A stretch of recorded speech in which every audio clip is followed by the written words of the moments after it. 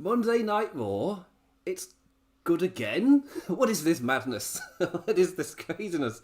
My name is Matt Mayer, aka Imp, and I'm joined this week by Rance Morris of Chairshot to talk about Monday Night Raw and the kind of lead into Extreme Rules this Sunday. And it's a good day. It's a good day. Anyway, do little plugs first, Imp. So, we are live here on YouTube and also available in podcast form. Links in the description, or head over to wrestlingheadlines.net for all your latest wrestling headlines news. And for the second week in a row, evidence of effort. Yes, thumbs up, thumbs up. It's a low bar. The bar is being beaten these past 2 weeks with shows I've generally left feeling great with. So yeah, I'm once again joined by Chairshot's Rance Morris. How are you doing, Rance? Fantastic, actually. Thank you for asking. You can't complain too much after a show like last night, can you? No, yeah, like seriously, it's so good to leave Raw and not be like a grumpy, Raw, I've got what about? Like, no, generally, it's so nice. Because I was talking to Rance before the show. It's like, for me personally, I don't care why the effort's being put in. If the effort's being put in and I'm enjoying the wrestling show, it's like, yeah, that's all I care about right now.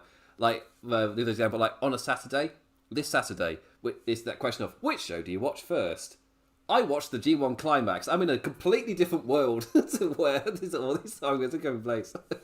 Like, I didn't watch SmackDown, but that's because I was covering the G1 Climax, and then I had like an hour to watch Dynamite. I had a choice, which one do I watch? But that one's shorter. I'll go with that. That's all the logic. That's all that went into it. So makes sense to me. Yeah. So to then like go onto Twitter, I think it's either late on Saturday or Sunday. I eventually went onto Twitter and saw what had been happening. I found out about the match that was being promoted on this week's show, and the topic of is this hot-shotting, and it was a comparison about AEW doing the hot-shotting as well, with the Daniel Bryan. It's going to take a while to stop me calling him Daniel Bryan. It's been years. Yes. Yeah, and I will be calling him Daniel Bryanson as well for a while as I transition. It's going to take a while. But yeah, so, with that, for me personally, the reason, again, it's good though. That's where it's a little thing where often I would critique a hot shot. Like it's this thing you could have done over the course of a month, and you've done it rapidly within a short amount of time to something to create some buzz of some sort.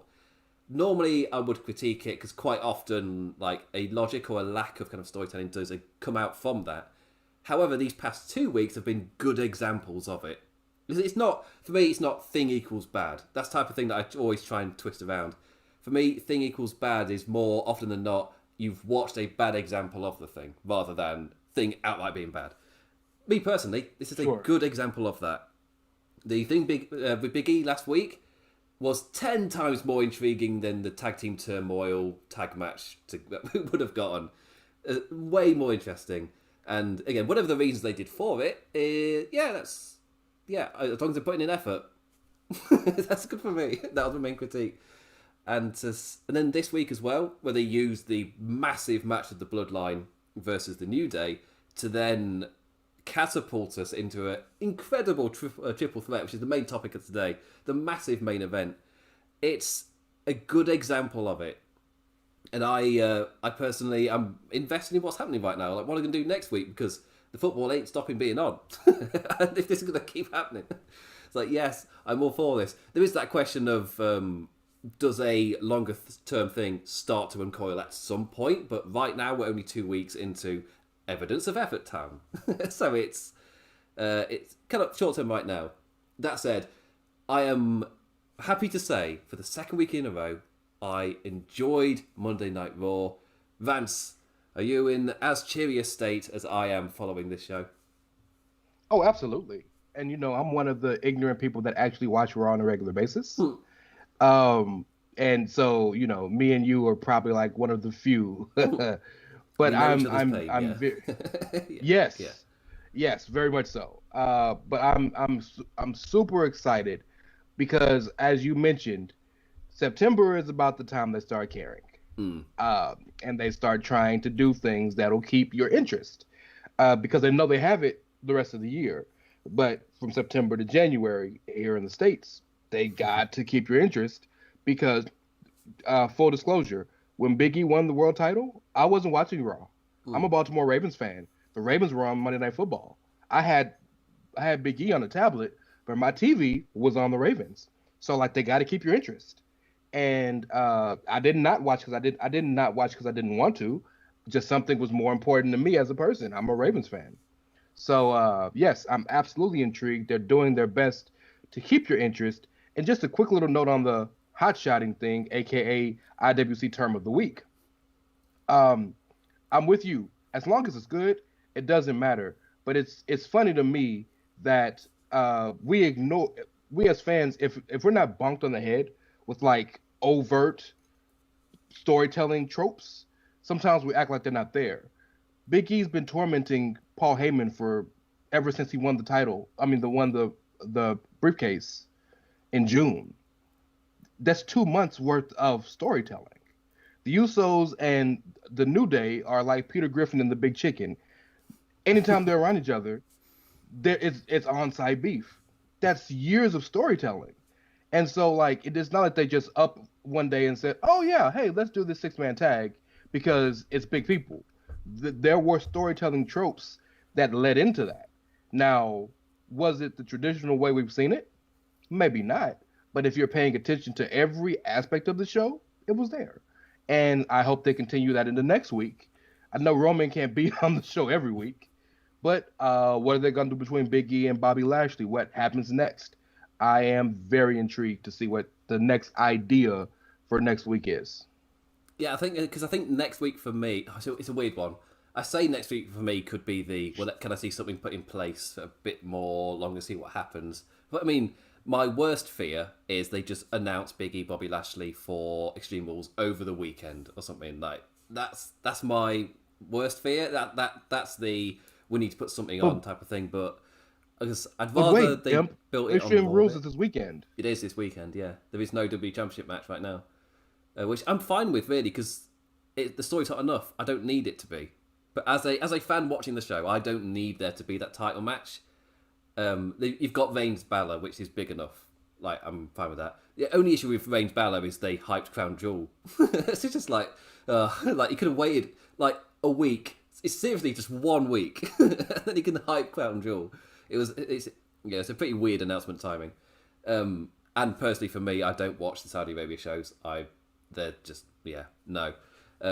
Understood. But, both sides of it. I guess the morality, and after watching, because I watched the first one and I saw what it was like, I was like, right, okay, yeah, this is for me personally a bit troubling. But then the quality of the show as well. It felt like for I think it was like 3 of them in a row. I think they changed it for the later one, and then of course COVID hit, so like the memories turns foggy after that. But they have some great stories going on. And normally you'd be going towards the Survivor Series around that time. Then a Crown Jewel show would appear. Suddenly, the stories they were telling would just stop, and they start building to something which is just like a one-off thing for Saudi Arabia. Like, you've got DX coming back. They've got to build Kane and Undertaker up. They've got to have this amazing match in Saudi Arabia. As long as you didn't watch the match, you can remember it as an amazing match. But then the Raw itself would kind of stop in its tracks for 3 weeks as they built to Crown Jewel. Then it would kick up again, go towards Survivor Series. And that's my main, personally now, as I don't watch the Crown Jewel shows, or whatever the other one's called. For me personally, the biggest kind of on-air grievance I have is the way it just stops storylines dead in their tracks to do some side content and then return. It's like, I understand why the amount of money they make from the Saudi Arabia shows is more than WrestleMania. Like, individually, they are more than WrestleMania. They make so much money. It makes sense for them to do that financially, even if I don't agree with it on a creative standpoint and on a moral standpoint.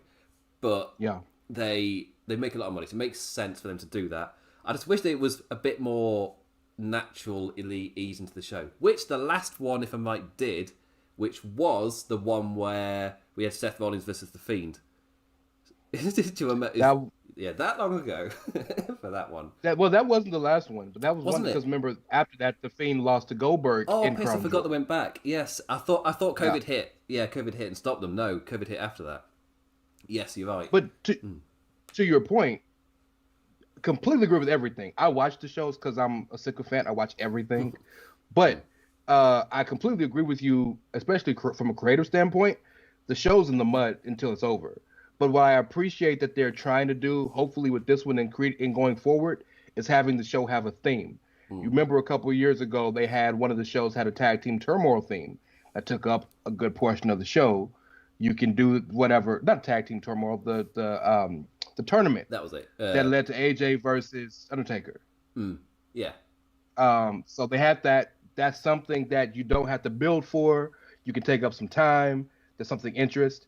You can have some interest there. Having the King and Queen of the Ring tournaments, it end up finishing them in Saudi Arabia. While I know a lot of people who would want to watch that aren't going to because it's in Saudi Arabia, I think that's what you need to do those shows for. Have them have a hook. Because essentially it's a pay-per-view for people that never get pay-per-views, which is why it's a big deal over there to them. But to the rest of us, if you have moral obligations that tells you to go away from that, which a lot of us do, got to have a hook. And I think that King and Queen of the Ring thing is a pretty significant hook, I think, to at least keep people's interest. That and the best version of Roman versus Brock we've gotten since they've started feuding. Yeah, and I remember the last time I felt like I had a hook, which I completely. The reason that I forgot about that other one is because there wasn't a hook for me. Yep. Surprisingly, I can't remember. Was White Goldberg the main event of that one? I can't remember. Oh man, if you didn't watch it, doesn't help. I believe it was. Yeah, I didn't watch it. I didn't watch it. You're right. Yeah, I think it was the main event. It was, but then they went back again, didn't they? When Goldberg dropped Taker on his head. That was before. Like I can't remember the. Yeah, that top. was. Okay, it was. Okay. Yeah, that I can't remember which one that was. There might have been. I thought they did one in the summer because I think they did 3 shows in 2019. I think they may have. They may have. No, it would have been. Our wrestling timeline is terrible. And lockdown and COVID has just warped all time. So just figured That's out true. stuff. It's been the same 18-month loop forever. Yeah. Also, shout out to Sir Sam, who I'm covering the AEW Arthur Ashe show with on Thursday because he is currently in lockdown because he's Australian. So yes, we've all been there. Sucks, absolutely sucks. But we're in that period now where the next show is a Saudi Arabia show, and I think this time last year the hook for me was seeing the Fiend's entrance on a big scale for the first time. That would have been the Seth Rollins one where they decided, let's put the title on the Fiend. It was just after Hell in a Cell had happened, Bray had got a concussion during the match and they had to ad-lib everything, and as a result, obviously, crappy situation, ended up in a crappy ending, but what are you going to do? Obviously, Scenario sucked. But then they put the title on him at the Crown Jewel.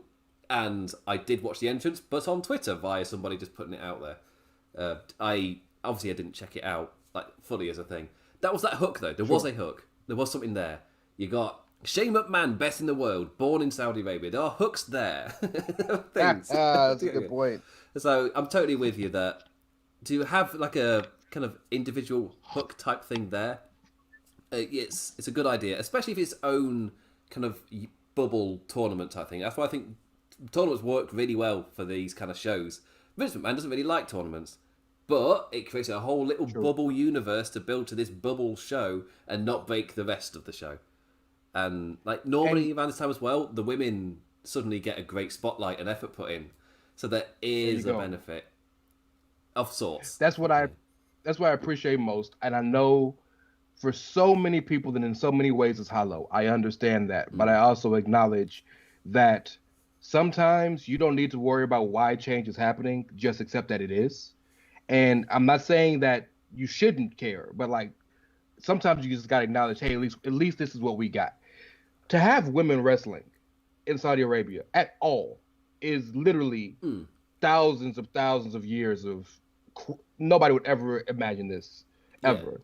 Now you've had women's title matches over there, and now you're gonna have a tournament crowning the Queen of the Ring, multiple women's matches. Like that's massively huge. And again, I know a lot of it is hollow. What did Steph say a couple years ago? That philanthropy is the new version of PR, which is some crap like that. That's basically saying we do good stuff because it brings us good public relations. Nonetheless, you still got to say there are little girls out there who their whole lives, or women their whole lives, who couldn't even drive a car or get a ID, and now they're watching women wrestling in the middle of a race. Like it's still big, I think, whether you watch Yeah. it or not. Like the acknowledgement is still that you got to acknowledge it's big. Because one of my non-wrestling friends was most of my friends are non-wrestling friends, if not all, and they because I was bringing up there's a Saudi Arabia show coming up, and their question was like, oh, but including women's, surely they put on women's wrestling then? It's like, no, they do. It's like, well, how? Well, they have to wear like full sleeved and full things, and full clothing, but they are able to go and wrestle there. And it was just like, whoa, like isn't that like a bit weird? It's like, well, yeah, it's obviously a little bit weird, especially as a lot of the, I guess, PR about progressiveness on the show is just that hollow. It's not really being progressive because it's difficult to watch it through our Western eyes, and I know it's the Western tinted glasses, and compared to what our progressiveness is, this isn't progressive. It's pure PR. The country isn't actually progressing anywhere. There's still massive arrests for any woman pushing any form of progressiveness still getting arrested. Nothing's changed. It's just added a few laws to then put PR wise. Oh, there's this, that, and obviously that's why on the show itself, where they got people going, look how progressive the beautiful city of Jeddah is. It's like when they do stuff like that, and you know it's all BS. It's kind of like, you got a lot of money, and that's kind of why it gets donned with the phrase blood money, but it's dirty money, I guess, in a way. Like you're trading, putting on this thing, and you get it's massive for women to even wrestle there. That is the other part. Absolutely massive. Yes, it's all part of PR BS for a world that doesn't actually exist, but it's still happening. It's just mental. It's a weird one. The world is, these things aren't black and white. And it's multiple different kind of shades to it. It's why I don't really not rack on anybody. I don't know if that's a phrase just made up. But like, who would watch the show? Because there is you can understand like there's a good pull. And if I can say real quick, I'm 33 years old and I'm a black kid that grew up in the inner city of a major city in the States, right? And I grew up never thinking a black man could be president. However you feel about President Obama, just the fact that I saw it, I never thought it was possible until I saw it. So there are a generation of girls in Saudi Arabia who, knowing that a lot of this PR is BS, they still see change. Even if it's hollow, even if it's just twice a year, they see it. And so you sometimes you can't make a change, or you can't realize that something is possible until you see somebody like you do it. And so that's why I think there's some level of significance that is happening, at least. And hopefully we'll move on in the future, 10, 100, 1,000 years later, and it moves from being just PR to being legitimate change. And sometimes you got to sow the seed. Yeah, we're not talking. It's where this gets deep. It's that thing of like obviously you're not. Yeah, we're talking wrestling, right? You're not talking our generation, like or the one after that. This a long time, this sort of thing. But this is a very natural transition. Speaking of black champions, Big E, hey, Big E. So, and Bobby Lashley. He's still my champion. He got to, but no, I love Big E.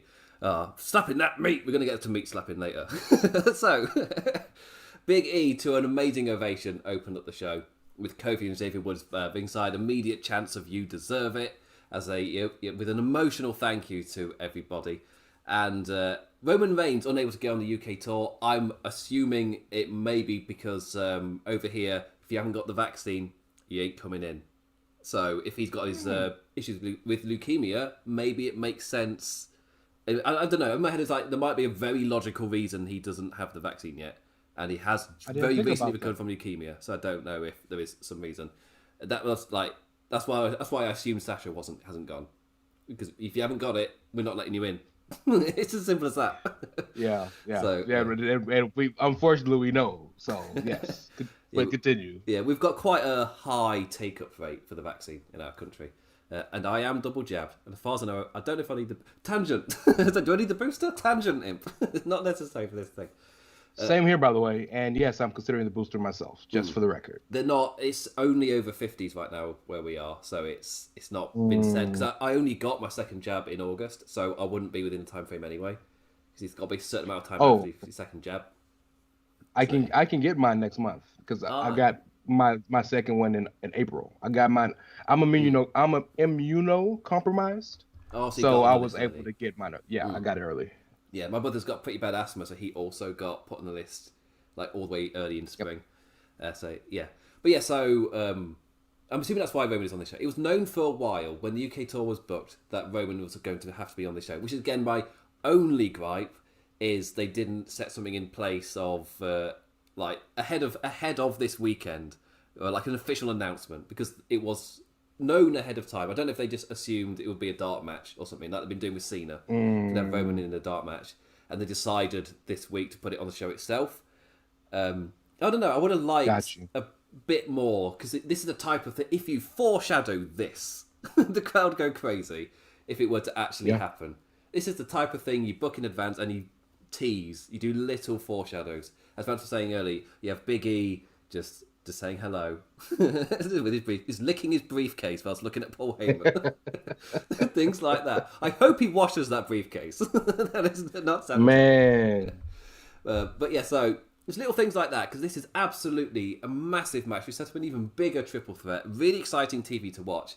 The only gripe is the in-world hype for it was real in terms of like directly advertising this specific match. Was only really at the weekend. It's like, oh, this could have... It still felt like a big deal, but it could have been even bigger. Which is it's a good complaint to have compared to what my usual ones are. I'm happy this is the level of complaint, because I normally say when I can critique Raw, normally the bar is lower. But no, this is a higher bar critique. So good. Good stuff. But Roman Reigns, he ain't got time for words, because it turns out we're going straight into this match. I don't know if they announced this on social media, but, of course, I was asleep, so I watched the show blind going into it. Just like, immediately. Oh, cool. So, it turns out we're opening the show with the New Day versus the Bloodline. And right off the bat, the dynamic between the two trios was awesome to see play out. I really enjoyed this.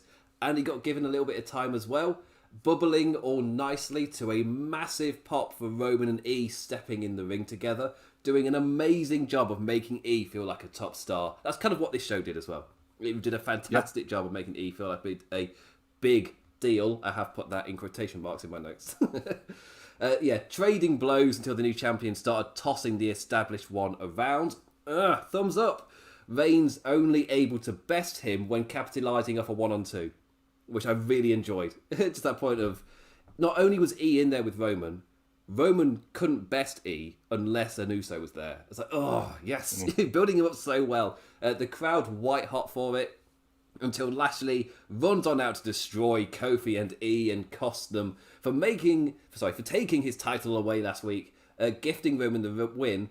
But Lashley, his anger knows no bounds. His fury unleashed. Lashley spearing Reigns to another massive pop before charging E through the barricade.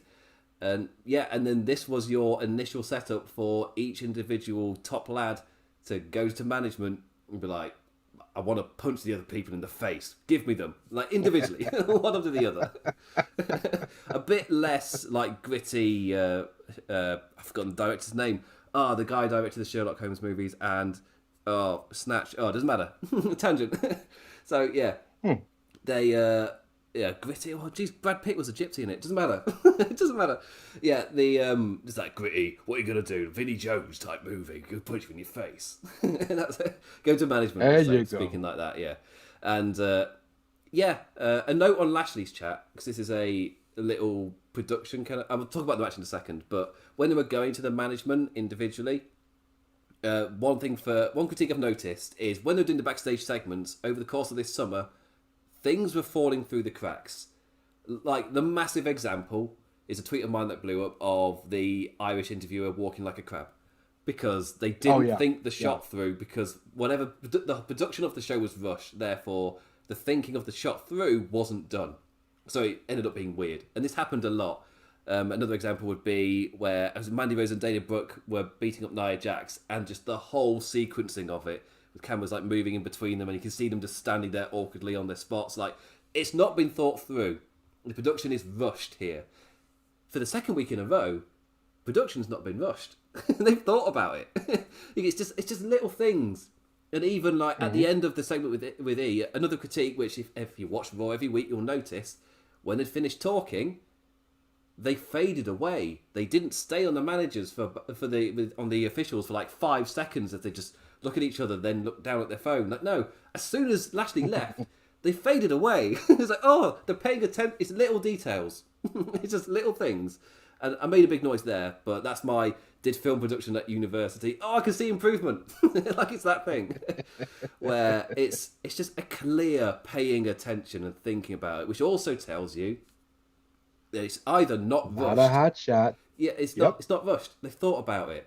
This isn't a type of thing where they were writing the main event as the show was airing. As has happened in the past, this wasn't happening on this show, and it's nice to see. It's nice to see. Yeah. Finally. Yeah, like small production things stopping to slip through the cracks that really do show the improvement in caring, like the evidence of effort. It's what I mean by evidence of effort. It's not always the things blatantly there. It's like if a segment just feels off sometimes because you go, but what about this? Or like the production weight is just a little bit off. It's nice to see all of that stuff ironed out. Anyway, they set up each lad individually, berating management into setting up a triple threat main event. But Rance, I've rattled on long enough. New Day versus Bloodline. What did you make of it? You know, I am a proponent of giving big matches on free TV, but I also am a big proponent of you want to make people pay for the matches they want to see most, right? From a business perspective, right? And we still have a pay-per-view model, somewhat. So when you have big matches on TV, you got to give them so much, but you can't give them everything. It's almost like a magic show, right? Just enough to keep the people interested, but they don't know everything. They don't see everything. That match was just what it needed to be because they had 10 more minutes left. They could have gone. And I think it ended perfectly. I think everybody got to shine in the way they needed to shine. We know New Day and Usos on site. Big E was the biggest star. He's already made. But you're right. He felt when he stood next to Roman when they came in, and you said it so perfectly. Roman had to get one of his cousins to help best him. Like they're really showing that he deserves this spot, and he's as big a star as Roman is. And Roman's the biggest star in the company, other than Becky, right? So I appreciated the way the match was paced. I appreciated that, again, perfectly broken down, that Lashley came out there to beat the hell out of the New Day, and then was like, nah, y'all can get it too. And the Usos got it. And then Roman and E got it. And it was beautifully set up. And I don't normally like when they do a match to break it up and set up another match. Normally what is it like? Normally it's a one-on-one that devolves into a tag team or a 6-man or 8-man or a 10-man or some nonsense. But this made sense. Yes. Because number one, it actually went to a fall. Roman pinned Woods off of the distraction from Lashley, right? But I appreciate that it went to a fall and it wasn't breaking up a match to add another match. But there was a storyline progression in there that just made sense to me that all three of them would want that match later on in the night. So it wasn't breaking up one to kind of card subject to change. We're gonna fool you guys to staying for the rest of the show. That's what they did, but it didn't feel that way. It felt like, oh, well, these three guys really just can't wait. They got to get their hands on each other. And so kudos for that, because the greatest trick of wrestling or entertainment, especially live entertainment, is making you believe something happened organically when you know it didn't. And they made us believe that was a natural progression of the story, when very clearly the whole plan was to get those three in the main event to keep you for the whole show. Genius done. I think it was a perfectly done move. Yeah, and it worked. To say that, like across the board, across like the different websites as well.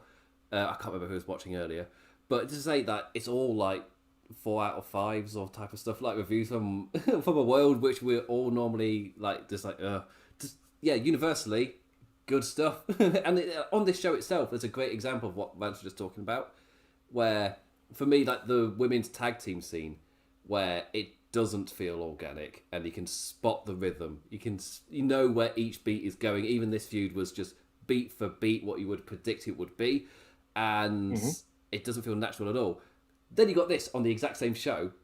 It's just so natural, so organic. Every action has a reaction, and it bubbles perfectly. Just really well done across the show. And I think it kind of makes sense to jump to the main event. As well, I've caught on the hype. Let's talk about the main event. We'll end on whatever my last note is when we go through the show in order. But Roman Reigns versus Bobby Lashley versus Big E main evented the show as Jimmy on commentary says like, "Oh, when's the pay-per-view?" Just like giving this massive match. Which also, again, it's a thing that I praise AEW for right now, where they'll have a big match on Dynamite, but in that big match, they're also setting up another match or two. Like they had, it was Darby versus Shawn Spears last week, and in that, they set up the tag team match with FTR, set up Tully versus Sting. They set up, it's just like, there's so many things spiraling off of it. This was the same. They gave us Roman Lashley E, but the entire time I'm like, this is building to Survivor Series. And they're purposefully stopping certain spots after certain things just to get as many. Like, no, you'll see the outcome at Survivor Series. You get questions, but you don't get answers. It's like, yes, good stuff, really good stuff. A full hype bookending to the show, opening with Hot Fire and closing with it too. Big boy brawling, slapping that meat. Welcome to the main event, E. Beautiful. The greatest phrase ever said in a wrestling medium ever. Big meaty men. It's just the fact, when he says it, it's a podcast clip I could just listen to again and again. It's just that when he says it and Woods is just breaking to the sides of it. It's so funny. Watch him. He's sweating and crying, laughing, but he can't stop himself. It's beautiful. Y'all want your work rate? Bump that. one of my favourite things. I swear, I need to. I use it way too often when talking about E, and now that he's champion, it's like, I'm going to be using this phrase a lot. So apologies for the future. It's one of my favourite phrase. Hey, WWE, make the shirt. I'll buy it today. Yeah. If they're allowed to. A Big E quite often dances the PG line. We'll see if we can have a slapping that meat t-shirt. Great point. That's a great point. I mean, they do it in AW. They are quick on t-shirts over there. Yes, but they also have a longer line that they can cross. Oh, yeah. That's a fair point. Yeah, WWE, I don't think they can have a shirt like this, even though I'd love them to. It'd be amazing. I use it to describe but the never matches in New Japan. I use it for Big E all the time. Like, oh, yes, love it. Yeah, great. Also, AW released that Daniel Bryan plain white t-shirt. I love that.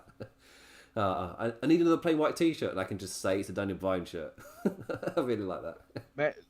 Did you see the tweet that Haynes sent out when him and Kenny both wore the white t-shirts? Oh, yes. Haynes was like, look at this. Wonder where they got it from. It's fantastic. But yeah, I absolutely love this main event. Like large humans walloping at an ever-increasing pace as the match breaks down into climactic chaos.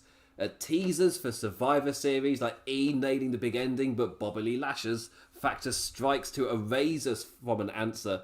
In fact, like both lads got to have Roman flat on his back for like a last second pin breakup.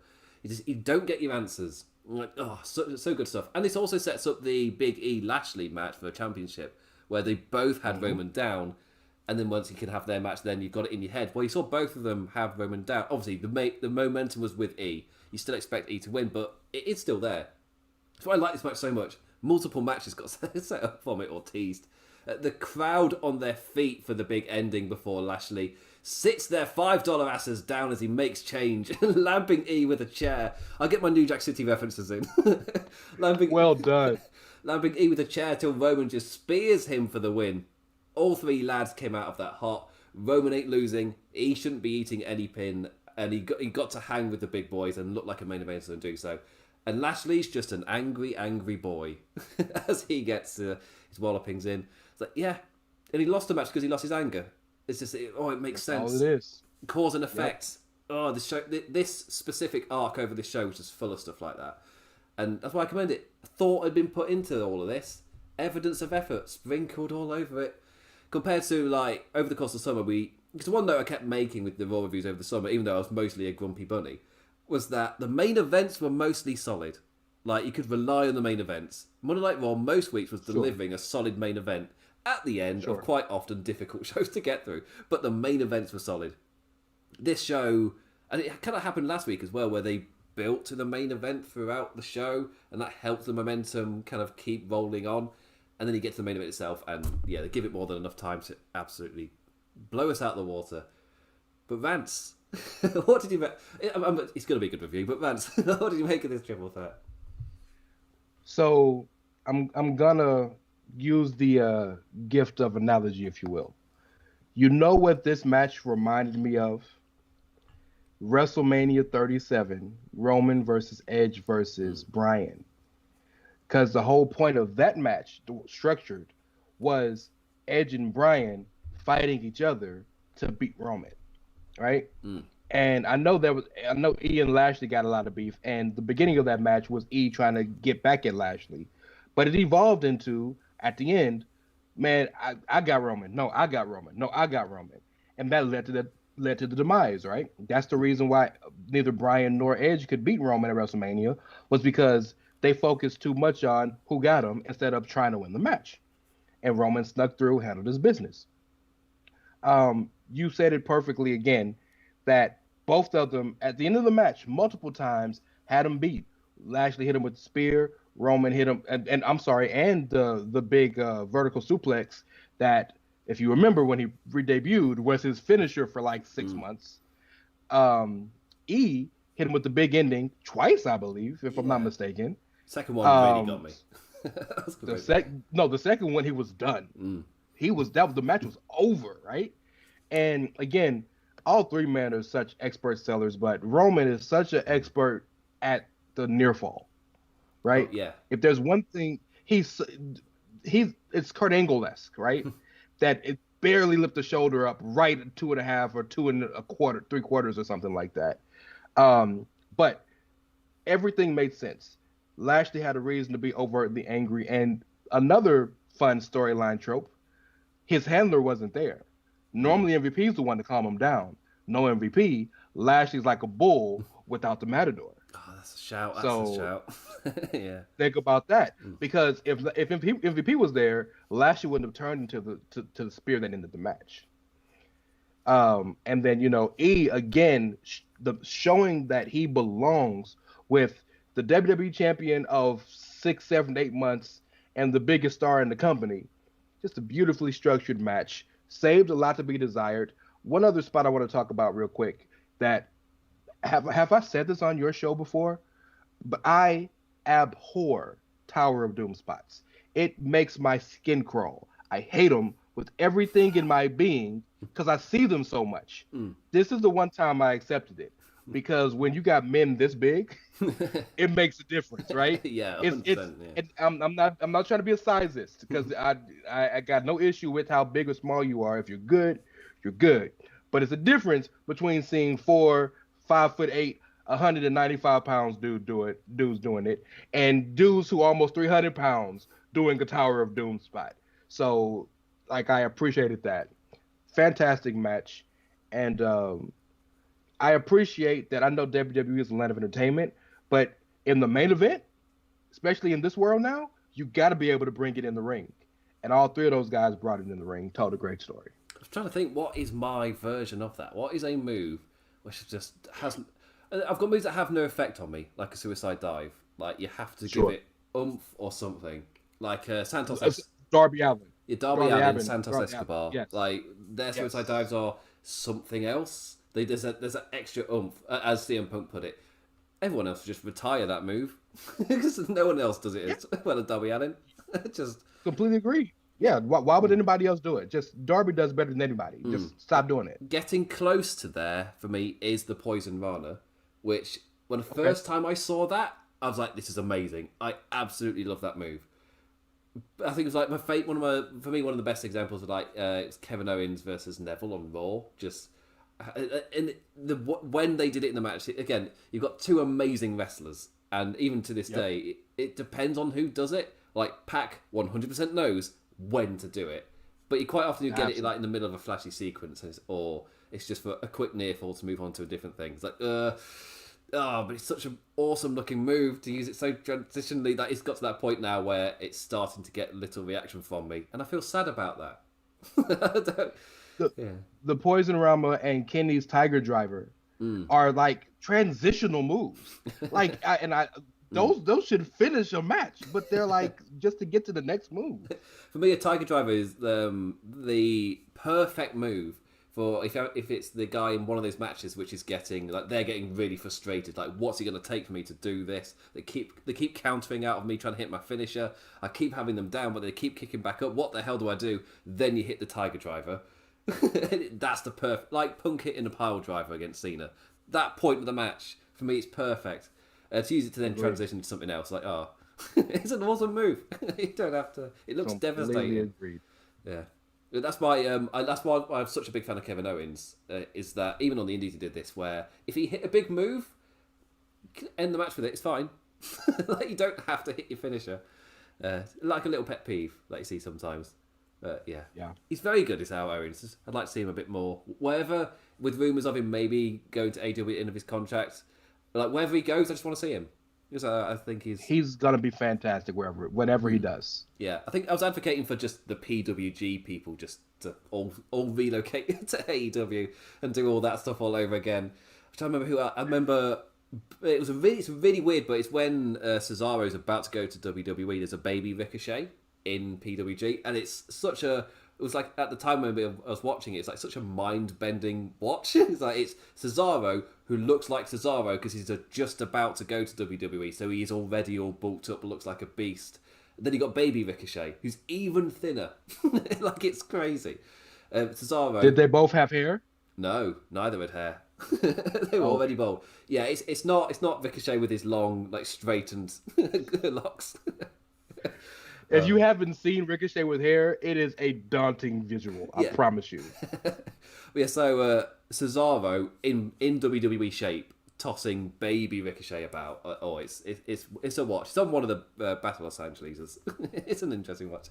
Anyway, we're now going to go through the show in order of just the stuff that happened. So it's just everything in between the tasty meat sandwich. There we go. Is that the monetization? God, I don't know. That felt on the line. I'm not exactly sure. Anyway, so from an fantastic main event to just as hot match, it's Eva Marie versus Dewdrop. Again, like last week, my kind of not worst case, but my kind of pessimistic thing was, no, they'd just do this match again. Maybe even repeat what they did. I'm annoyed to be right. It's the best way to put this. Even if it was just like, personally for me, I would have been perfectly fine with like a Dewdrop promo or something. Sure. Like I'll get onto the critique a little bit. This time, Eva tries to shame Piper, but it's that thing of, but I can't shame you, but I'm going to shame you, but I can't shame you. But you can sense like the writers in the back. That's what this felt like. It didn't feel like an Eva Marie thing. It felt like I'm going to say the thing, but we're not allowed to say the thing. So I've got to more subtly say the things. Like, he's still saying it though.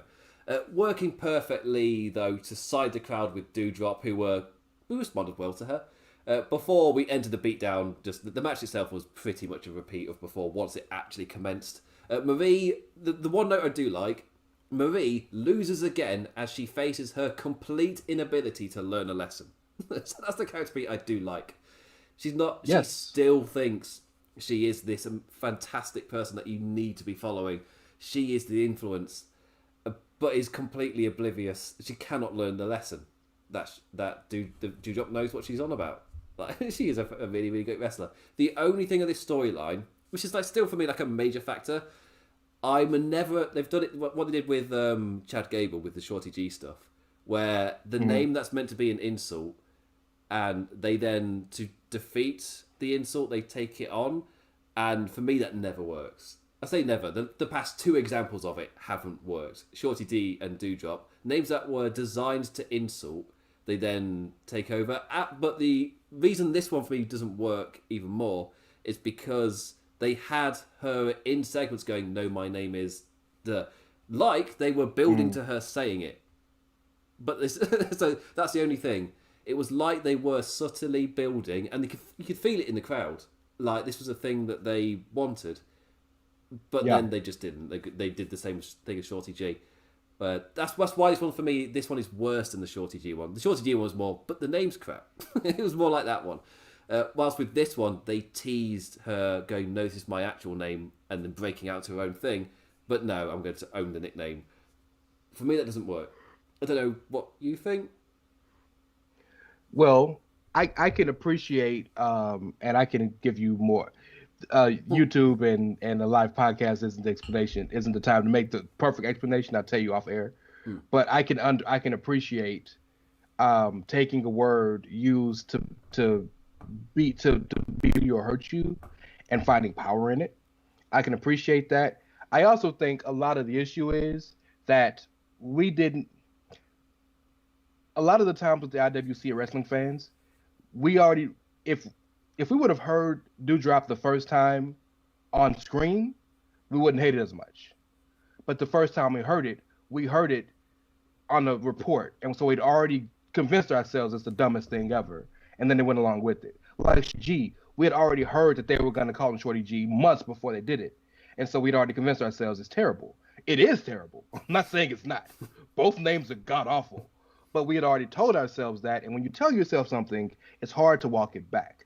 And so, to your point, they gave a little modicum of hope with her saying, "But my name is," and then she got cut off, right?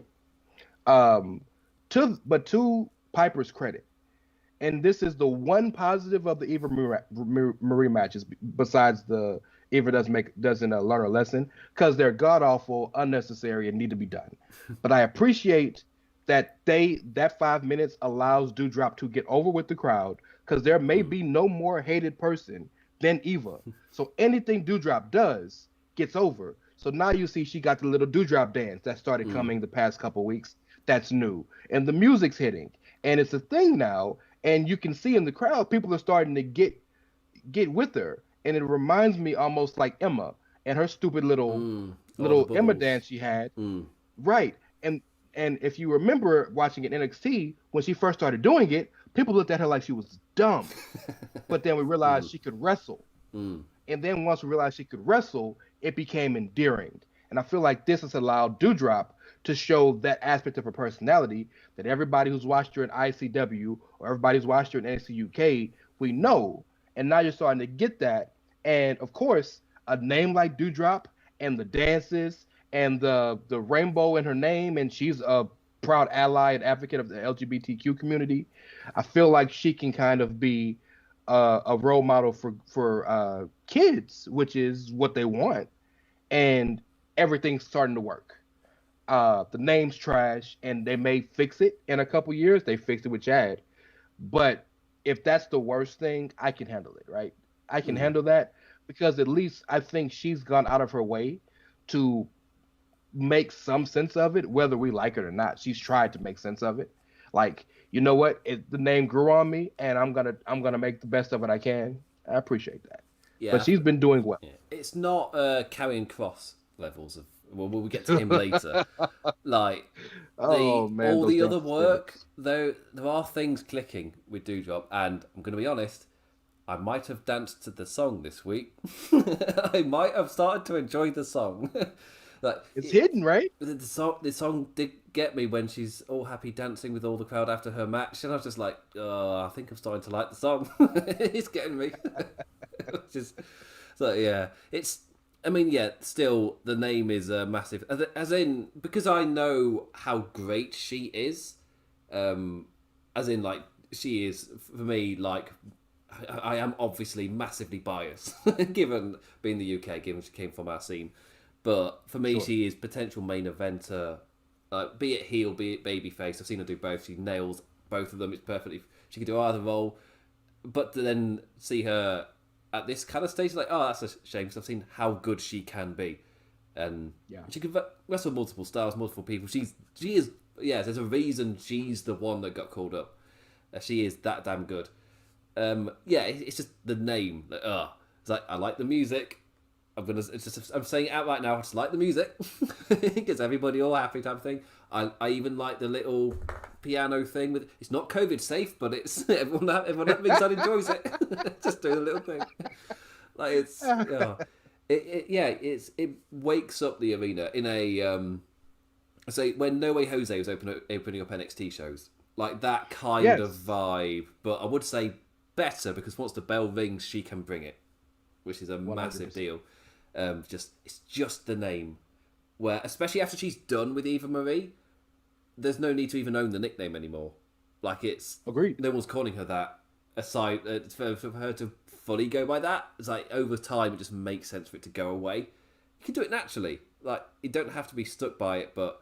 I understand how WWE is a massive branding machine, so if that doesn't happen, it'll stay my critique. It's my one critique. They can nail so many other things, but if you keep that name, it's going to stay my constant critique, which is a similar thing with Cross, where with Cross, there's a certain thing where if that remains, I'm still just not going to take him seriously. We'll get to him. I think we might be ending the show on that, depending on the order of segments. So... Damn suspenders. Let's let's get on to another great segment in the show. Randy Orton with Riddle versus AJ Styles with Omos. RK Bro are white hot right now. Their relationship arc enough to carry us through as like feud wise. They're left waiting for a tad with this kind of like mini show shake-up that's happening on Raw right now. They had clear direction beforehand. Now it's a bit more. Obviously, last week it was them massively featured because of the title match. This week, a bit more lower key against guys we've already seen them wrestle like 5-6 times. So I struggled to get into the match to start with, purely because I'd just seen them build to SummerSlam, and for that they were building for a while. So I've seen this match quite a few times this year. I'm not exactly massively hyped for it, but second half of this match, flipping amazing. Really enjoyed this match. By the end of it, they had me in, which is just like, you put on your wrestling vet pairing of Orton and Styles, surprisingly enough, and they know exactly how to slowly grow the match to get to that point where I'm just in for the second half of it. They gel so damn well together. Personally, I would say that first half I felt it. Like I've just been given this really tasty meal. I've just been giving it a few too many times, where I was like, don't know if I want it. But by the end, I was like, no, I was enjoying it. Like trying to take a kid to swimming lessons, but once they're crying, they're screaming, but once they're there, they have the time of their life. They'll know they have the time of their life. It's just a whole lot of things together. It's a good analogy because I've been through it. I was that screaming child. Yeah. Okay, another really nice note. Omos being ejected after the last match I think it was the last match that AJ and Randy had on Raw was so Omos-centric of, like, whenever things were happening, you just got that pan to, oh, look at the tall man, isn't he tall? Oh, he's so tall. And they're like, okay, get it, he's tall, but then enters the ring and you go, oh, he's tall, isn't he? It's like, yeah, he is tall, yeah. But this match, Omos gets ejected. Completely different dynamic. Suddenly, like, AJ is unable to heal it up as he's now the one against the odds. It's like, oh, yes, a really good way to kind of twist the match. We've seen many times, just twist it on its head this time. This match, also given time to play out. Massive kudos for that. Like, and then we get into the second half. So many reversals. Like, the two just started to whip out new maneuvers in desperation. Hello, Lion Salt from AJ. Y2AJ. That short-lived tag team from back in the day. God, that was like 5.5 years ago. That's crazy to think about. AJ's been with them that long. A fantastic finish as AJ and Randy both fake out the phenomenal forearm and RKO counter. Spider-Man point, a Spider-Man meme. Right into the Drake DDT and RKO finish. Really good match. Arguably my favourite between the two from what I can think of. At least out of their TV catalogue. Which they've got a lot of matches together. I'm just thinking the only one I can think of is they had a match on SmackDown where they first did the phenomenal forearm fake out. And that was a fantastic match. In my head, it's that one and this one. I always feel sad for the WrestleMania match because maybe it was really good, but it's still, when you go back and watch it now, still it's just the whole thing with the lights and the crowd being distracted. It just doesn't hit, which sucks, obviously. But yeah, so yeah, I really enjoyed this match. It's really, really good. What do you make of it, Rance? By the way, I love the WrestleMania match, so it's interesting to say. I thought it was one of the better mid card matches we've seen in a long time. But yeah, it was just it did exist just to exist, and a lot of Randy Orton versus AJ Styles often exists just to exist. But when you have two of the 10 greatest wrestlers of our generation wrestling each other, you kind of don't need a reason, right? Oftentimes. Although I enjoy a reason. And so that knowing that Lashley is a little busy right now, knowing that MVP is out, storyline, because he broke his rib last week, but in real life he's getting surgery. So knowing that the rightful contenders can't contend, makes sense that the last guys to hold the titles will want the titles back. So I can see why they went back to AJ versus Randy. But you're right. I think the dynamic changed with Omos being gone, because so much of AJ's shtick now is I can do whatever I want because I got Colossus behind me.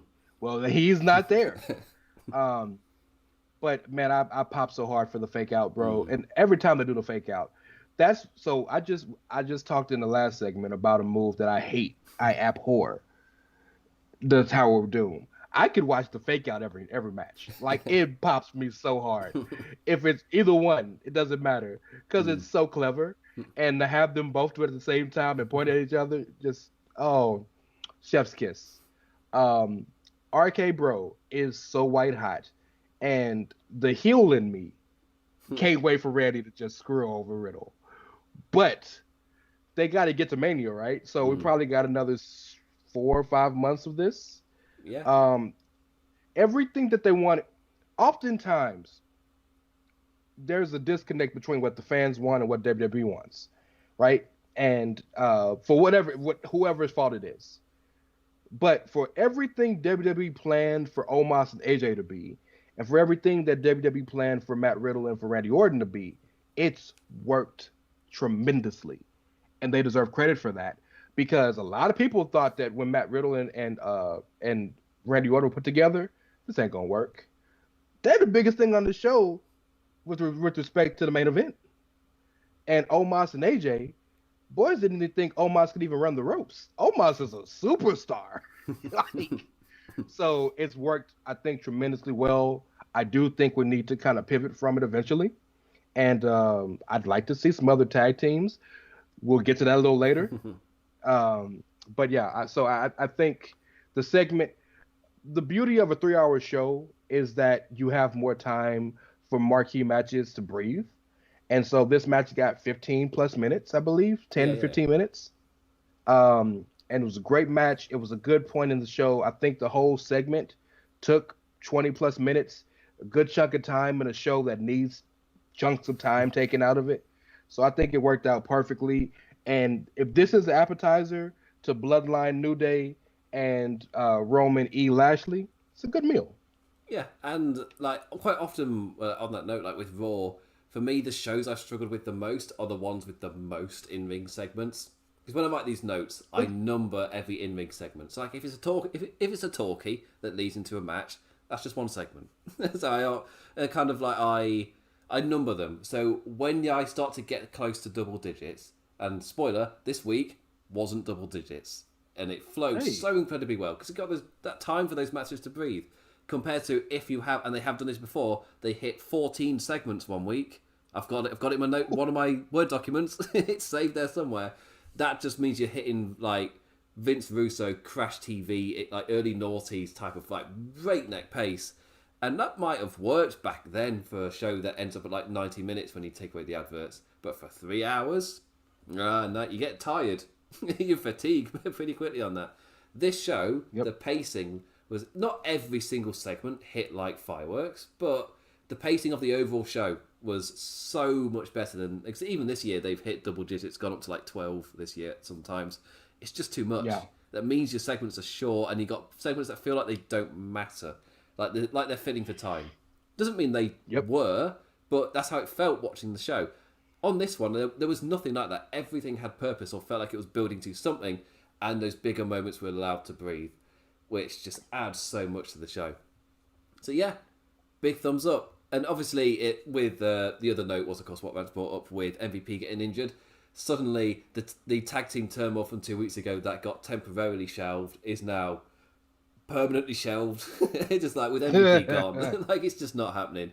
And I just remembered I didn't hit on how much I liked the idea of the bull without a leash in Lashley. It's like, oh yeah, what's gonna happen? Yes, what's gonna happen? Love it. Go with that. Run with it. Charge with it because you're a bull. Is it? Yeah. Anyway, AJ and Randy, and like on this show there are 3 matches which I would say go out of your way to watch, especially if because there are people who listen to reviews without watching Raw. I would say you can check those 3 out.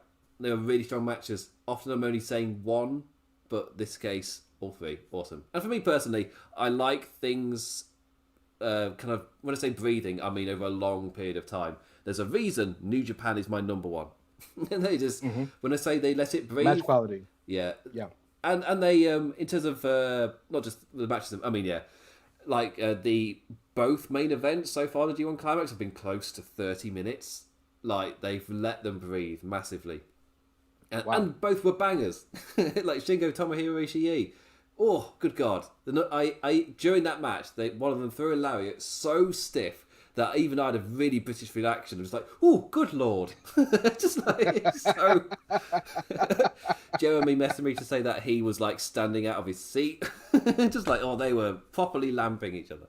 But the other thing is their kind of arcs as well.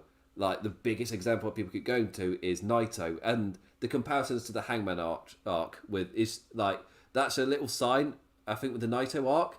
Fans can keep up with the storyline for that long as well. It was a really good lesson for the likes of, if you are AEW and you're trying to learn from recent lessons, that's a big one. They will pay attention.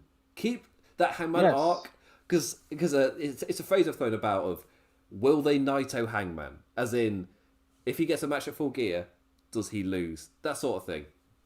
Personally, probably not. Because the difference is New Japan don't have weekly TV. So they are able to kind of prolong things a little bit more naturally. I'm not entirely sure you could...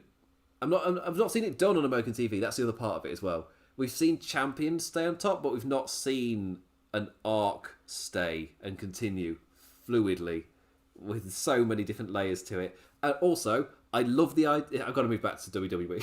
It's because Nia Jax Baszler's up next. I'm doing all about other things. But the note I really like right now is on BTE. Somebody told me about this and then I checked it out. I was like, oh, cool. So Adam Cole was dead. That's kayfabe on BTE. Not in AW, but on BTE. So Adam Cole was dead. Therefore, he doesn't know that Hangman Page split from the Bullet Club. So they're having him on the show just say, oh, well, we're just going to go hang out with Hangman. Where's Hangman? And then Kenny Omega, after he goes to try and find Hangman, Kenny just turns back to the books like, oh, what do we say? I don't know. We've been telling such a long, complicated storyline. Like, where do we even catch him up? It's just so funny. And it's like, oh, I love it. It's so funny. That's funny.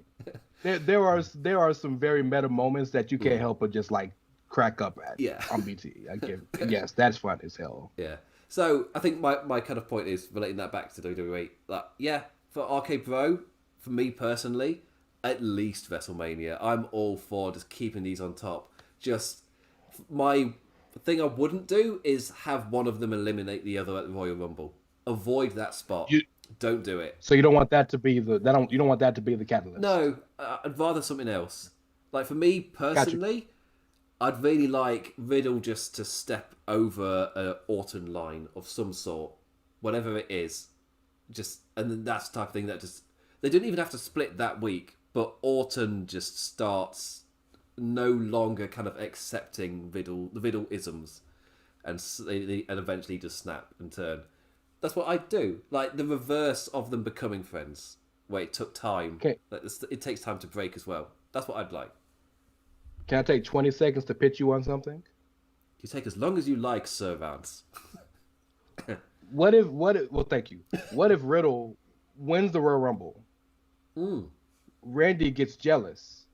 Interesting. And Big E's still champ, and you lead to a triple threat with Randy basically going scorched earth like he's one to do. And you kind of get that, and then you can kind of move Big E out, and then have Riddle versus Orton for the summer. because with that one as well, if you even like you're building up to the kind of bubble bursting moment, even with that, you've got the space of that Rumble to WrestleMania. You've got time to grow that, and yeah, I think for me it's just because it was like a little bubble to. It took a while for Orton to trust Riddle. I think the way that this storyline has unfolded, I'd be a little bit if it just ends in a relatively formulaic way. That's fair. Yeah, that's very fair. But I know WWE quite often books on moments, and what I'm explaining isn't a moment.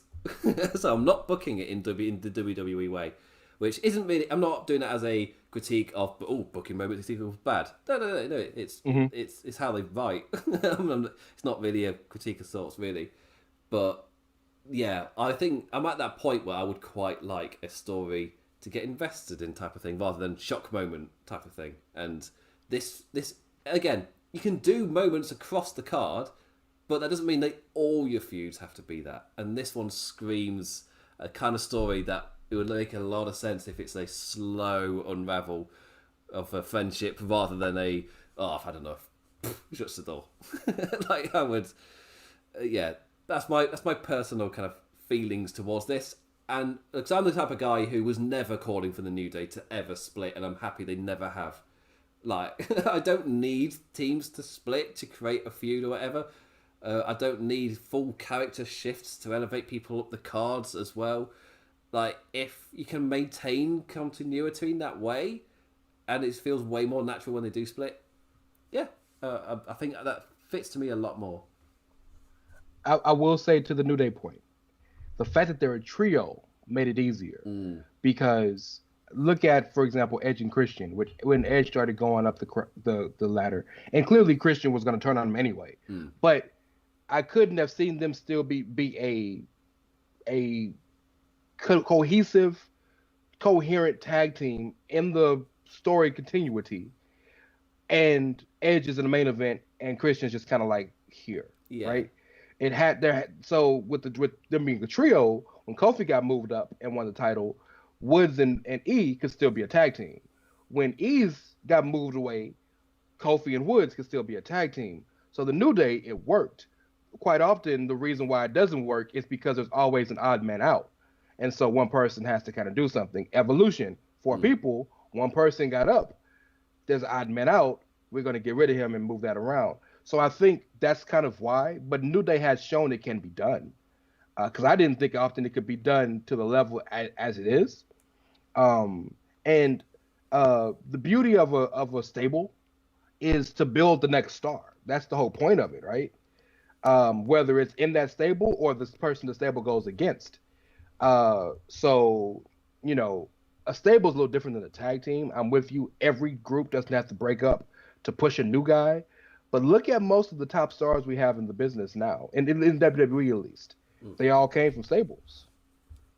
Yeah, with the exception of John Cena. Yeah. And of course, so it's interesting looking at AEW because everybody's in a stable. So it's not really, you can't critique it. There's no way to even assess it. That's the New Japan way, right? Yeah. Everybody got to have a group to rock with. Because you can... there will surely in a couple of years there'll be the Twitter person, like even maybe to say that this person was from this stable, this one from that one, and then I look at it and go, bloody everybody's in a stable. You're not making any point. There was no point being made here.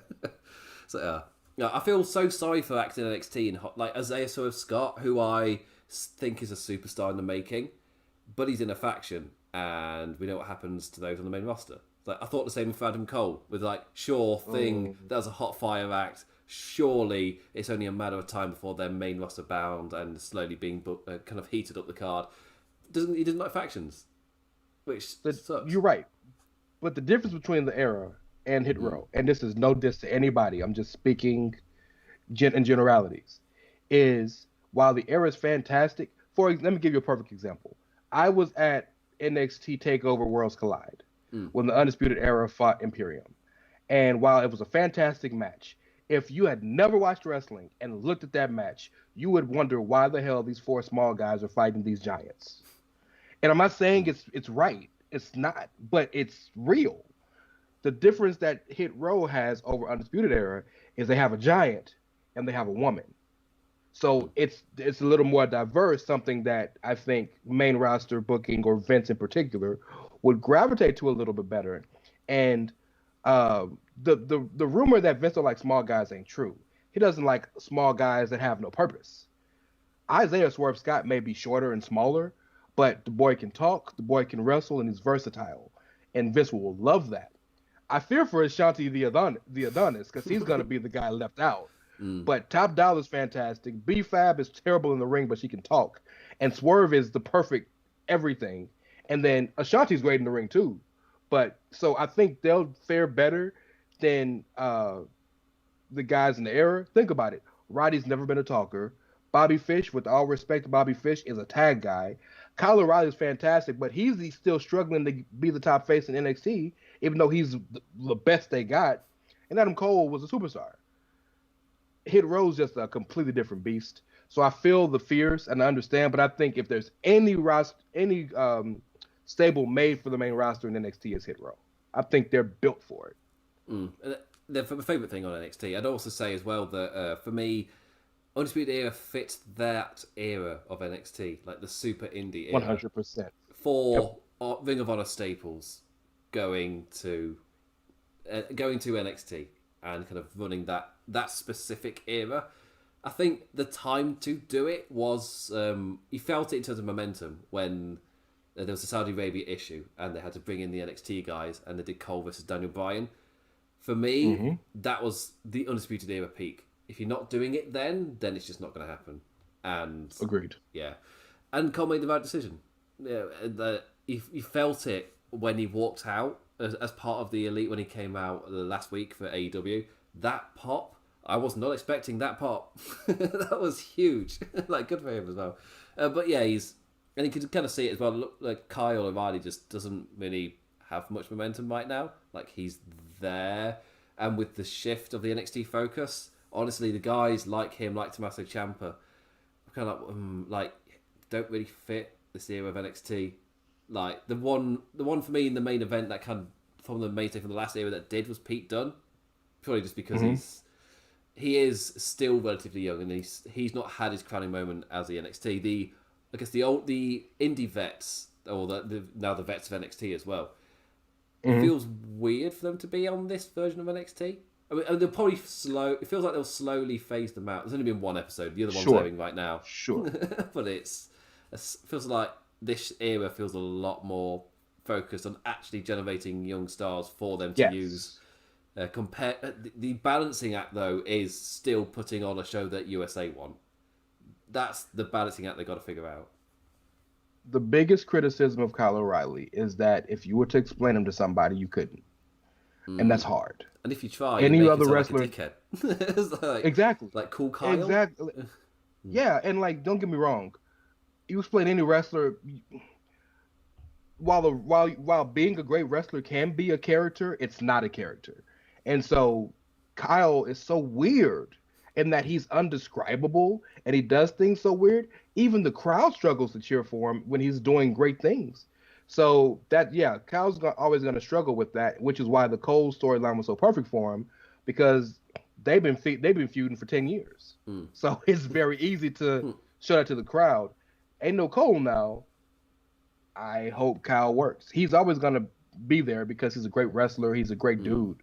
But I think that's the biggest issue with him, and I hope that it doesn't hurt his career. Yeah, I mean, he feels more like a guy for New Japan or AEW. Or Ring of Honor. Like, it's... Unfortunately. Yeah, just the way... Especially as a singles guy. He worked in Undisputed Era as a bigger group, a bigger identity.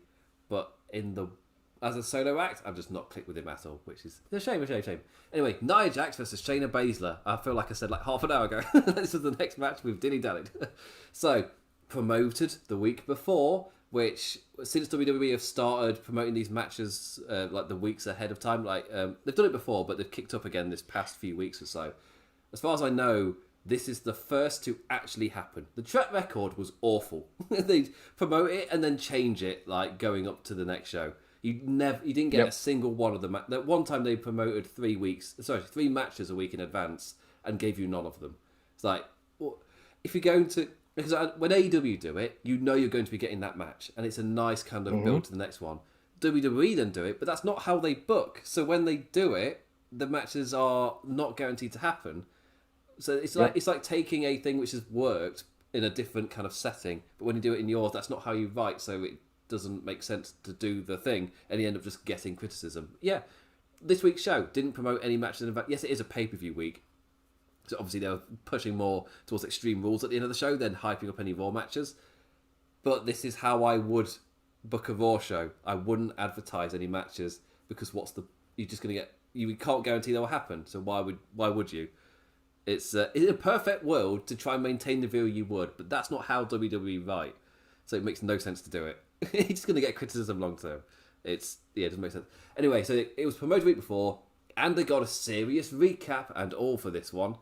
A bitter breakdown of a tag team that broke down many times. So really, my only critique on this is that is that the commentary selling the big surprise of the big breakup? No, you've shown them breaking down many times on your television, just this past half a year even. The past couple weeks were totally understandable. There is precedent set for this to happen. This wasn't we don't know what's going to happen. Are they going to cost? We don't know what they're going to do. What side they're going to be on? It's we know this. You have set this up. What is this weird? Quite often the commentary, if you're not quite sure what the kind of idea is WWE go for with the arc, commentary will tell you, point blank, this is the arc that we are doing. And they don't really, they don't lie to you. Characters can lie to you. They're not reliable narrators all the time, but the commentary are, which makes, if you've got often, that's the source of disappointment when you realise, they're not doing the awesome thing. They think they're doing something else, which sucks when that happens. And honestly, I didn't mind this match. I was actually enjoying it. I still find Nia Jax's faux shoot fight thing a little awkward. When it happened that one time with Charlotte, they sort of got a response, and now it's Nia Jax's thing. It's no, it's having less and less of an impact match on match on match. And for me, even though I was actually into this match, the crowd sounded dead, which is weird for this post-lockdown era, where whenever this has happened before, they've just put in crowd noise. And just, they still use crowd noise when I don't think they need to. For example, when they're hyping up an upcoming match, they'll play the crowd cheering. Because that graphic, the crowd don't see that graphic, so why would they cheer? It's something like that where it's like a disconnect in my head going, but I know they're not cheering. It irks me when that happens. Or when you hear a certain reaction and then a different one starts to overlay it. It's no, that's irritating. But in this match, they didn't even put any production on it. It's they just let it kind of be quiet in a way, which was weird. But the match itself, I enjoyed the match though, normally I'm with the crowd. You go by what the crowd says. If I've not really enjoyed a segment, but the crowd were white hot for it, go with what the crowd said. If the crowd loved it, there was clearly something there. It maybe just wasn't for me. That happens most weeks with the Alexa Bliss stuff, where they're white hot for it. It's it's not for me, but someone's clearly reacting, so I can't be critiquing too much. But this one is the opposite. The crowd didn't care for it, but I did. So that was nice. Nia talking all the trash, but badass Shayna is back, choking out Nia before Shayna leaves her screaming in pain after destroying her arm on the ring steps. Really like Nia selling as well here. Really like Shayna Baszler. Just, have I gone too far? Now what? Kind of look on her face. You can see just really good stuff from both of them. Maybe that's why they didn't feel the need to do anything with the crowd, because they knew what was coming. This next bit will get him over. It's fine. This will be what everybody remembers. I was for me, even though I've been critical of the before this match, this was great. The establishing of badass Shayna Baszler again was also great. My only fear is if this is meant to turn Nia Jax's face more than it is to make Shayna Baszler look like a badass. But at least temporarily, if they use this to have Nia Jax out, we're going to get badass Baszler anyway. Well, so to quell your thoughts, and that's still, or fears, and it still may happen, Shayna Baszler tweeted out before the show the handcuffs are off. So, I feel like it's more about Shayna becoming Shayna again, right? And if we go in storyline canon, Shayna was badass until she teamed with Nia. And the issue was always they worked great together, but Nia was always distracted with something else. It was Reggie, or it was this, or it was that. And Shayna just wanted to fight, and Nia was more interested in other things, which is why I don't mind Nia in her shoot fight stage, because she spent a year and a half with one of the pioneers of women's MMA. She probably took some of that in her in-ring. Now, that should be explained on air. It's not, but I put that in my mind as the explanation for that. This is the type of segment that I love.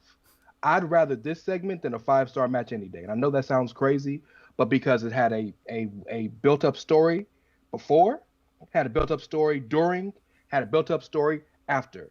I appreciate the in-ring art of wrestling as much as anybody, but at the end of a match, cool, it happened. At least this, I had something that I could build on. I had something that I can enjoy in the moment. And now, next week, what the hell's going to happen now? And I'm transfixed because I know what Shayna can do. I watched Shayna fight when she was a professional fighter. I watched Shayna dominate NXT. I watched Shayna have the best women's Royal Rumble and the greatest Elimination Chamber run ever. So I know what she can do, and I know she was held back because she was trying to be a good friend to Nia. And that's why I appreciated her showing did I go too far? Because she knew she had to shed herself of that weight, and no pun intended, but of that dead weight of Nia being her tag partner. But she also, part of her was realizing, well, this was my friend and partner. So next week, I'd like to see where she goes with that. Does she continue to stay badass? Does she have any ramifications of that? Does she feel remorse? Or is she going to get back into that cold-blooded Queen of Spades deal? Because Shayna done broke many an arm in kayfabe. So I loved every bit of this match. And to your point about the crowd noise, that's why. Because they needed it to be quiet. And Nia sold tremendously, screaming the way she did. You couldn't have heard that if the crowd was hot. Yeah, you know what I mean? Shayna, why? Don't do it. Beautiful. Yes. Like, even after the arm at the end where she's leaving Nia squealing, like, even it worked, and I thought that'd be the kind of selling that I would find a bit too over the top, like it would take me out of the moment, but it didn't. Like, it fits what had just happened. It was earned. Yeah, it was earned. That's the phrase I'm looking for. Yes, it was fully earned. But yeah, I'm finding myself, in terms of me giving this Raw high score, high review. Like, yeah, I found myself walking out this segment like, no, yeah, that was really good. Yeah, round of applause. The tag run was just formulaic and felt like they didn't really care with most of their tag run. And the build to this match was fine. But the actual match itself, oh, yes, it was great. Speaking of things that I think are great, we've got Mansoor and Mustafa Ali, who I just assumed would be getting a little push because Mansoor's going to be in his home country soon. I just assumed they'd give him some momentum. But this is WWE. You're in your hometown, you get pinned. So let's start pinning him. So obviously, this is different for Saudi Arabia. They're giving him so much money, surely their hometown guy is going to win. Mansoor don't lose in Jeddah, bro. Yeah. He don't lose. But he does on Raw, though. I mean, he didn't lose this match. Quite often. But we've got the debut of Humberto Carrillo and Angel Garza as Jimmy on commentary says, the theme of the week could be odd pairings. Don't know if they work kind of scenarios. And I'm like, that's the theme every week. You got like 5 odd pairings. There's nothing new. Good point. Humble Bert and Angel are honestly great. I love them both. So I'm just happy to see them, even if they are, if anything, too handsome. I will cope. I'll find a way. Ali and Mansoor with their continued growing student-mentor chemistry. Ali trying to save the lad at ringside, but ends up paying the ultimate price, sending a throw into the ring post like a T-bar boot, and back into the ring. He sells that T-bar boot like a Stanson lariat. Stan Hansen. It's incredible. And they do it. I said this last week. They do the T-bar Ali, like running off the ropes into a big boot. They do that spot every single time, and I pop every time. It looks amazing.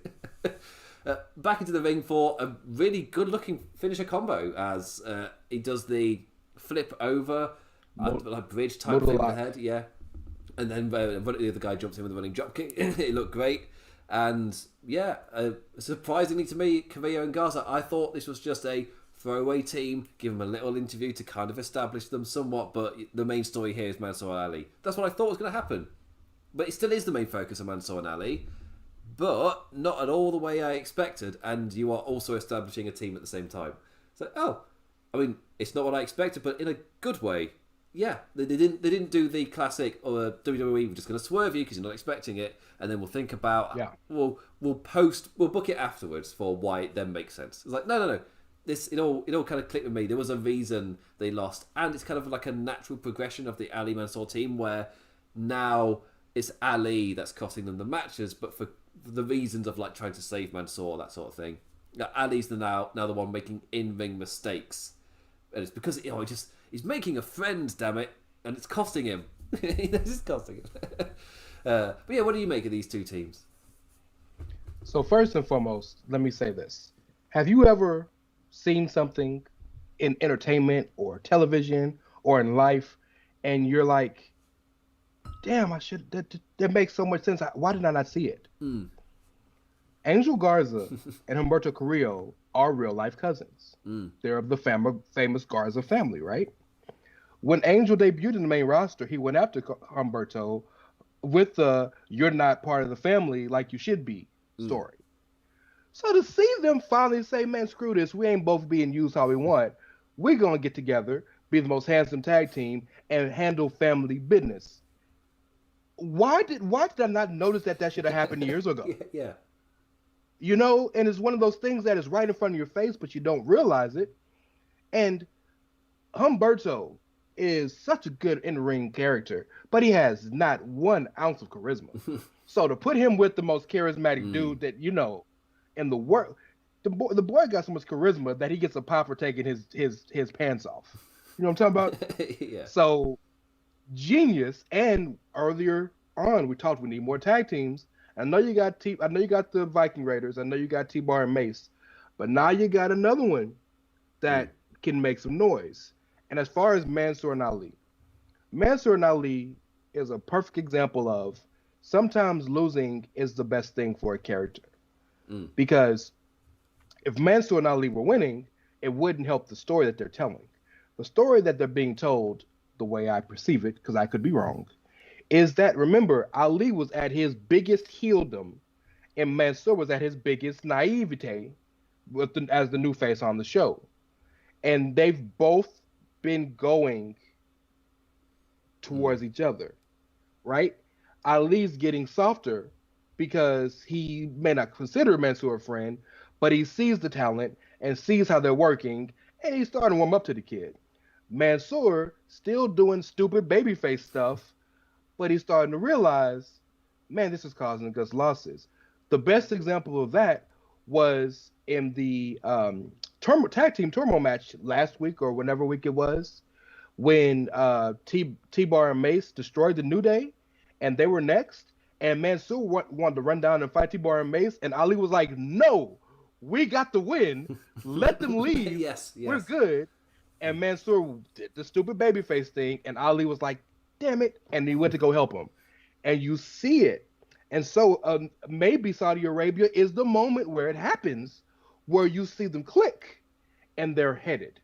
But the arc doesn't work unless they lose. And sometimes, I know we as fans, we want our favorites to win all the time. Sometimes the best story is losing.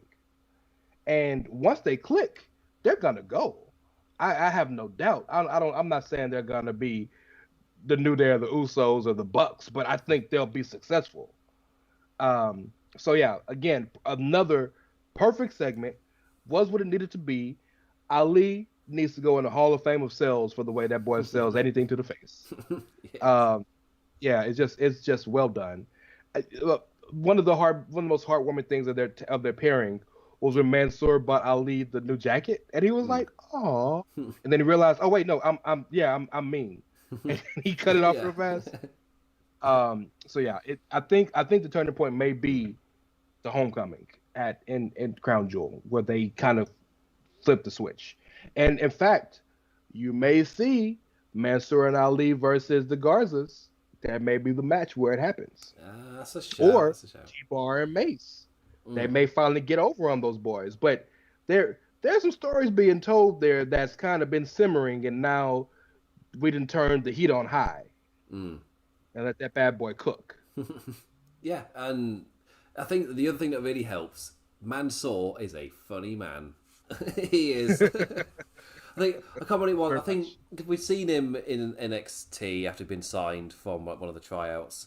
It's like, oh, and there's a bit of negativity towards him just because of where he'd been signed from. And but then he was just himself, just on like a stream or something, and he was just making jokes and things, and immediately he's like, this guy's got something. Obviously, it was with Mace, no less, because him and Mace are best friends. Oh yeah, so it was.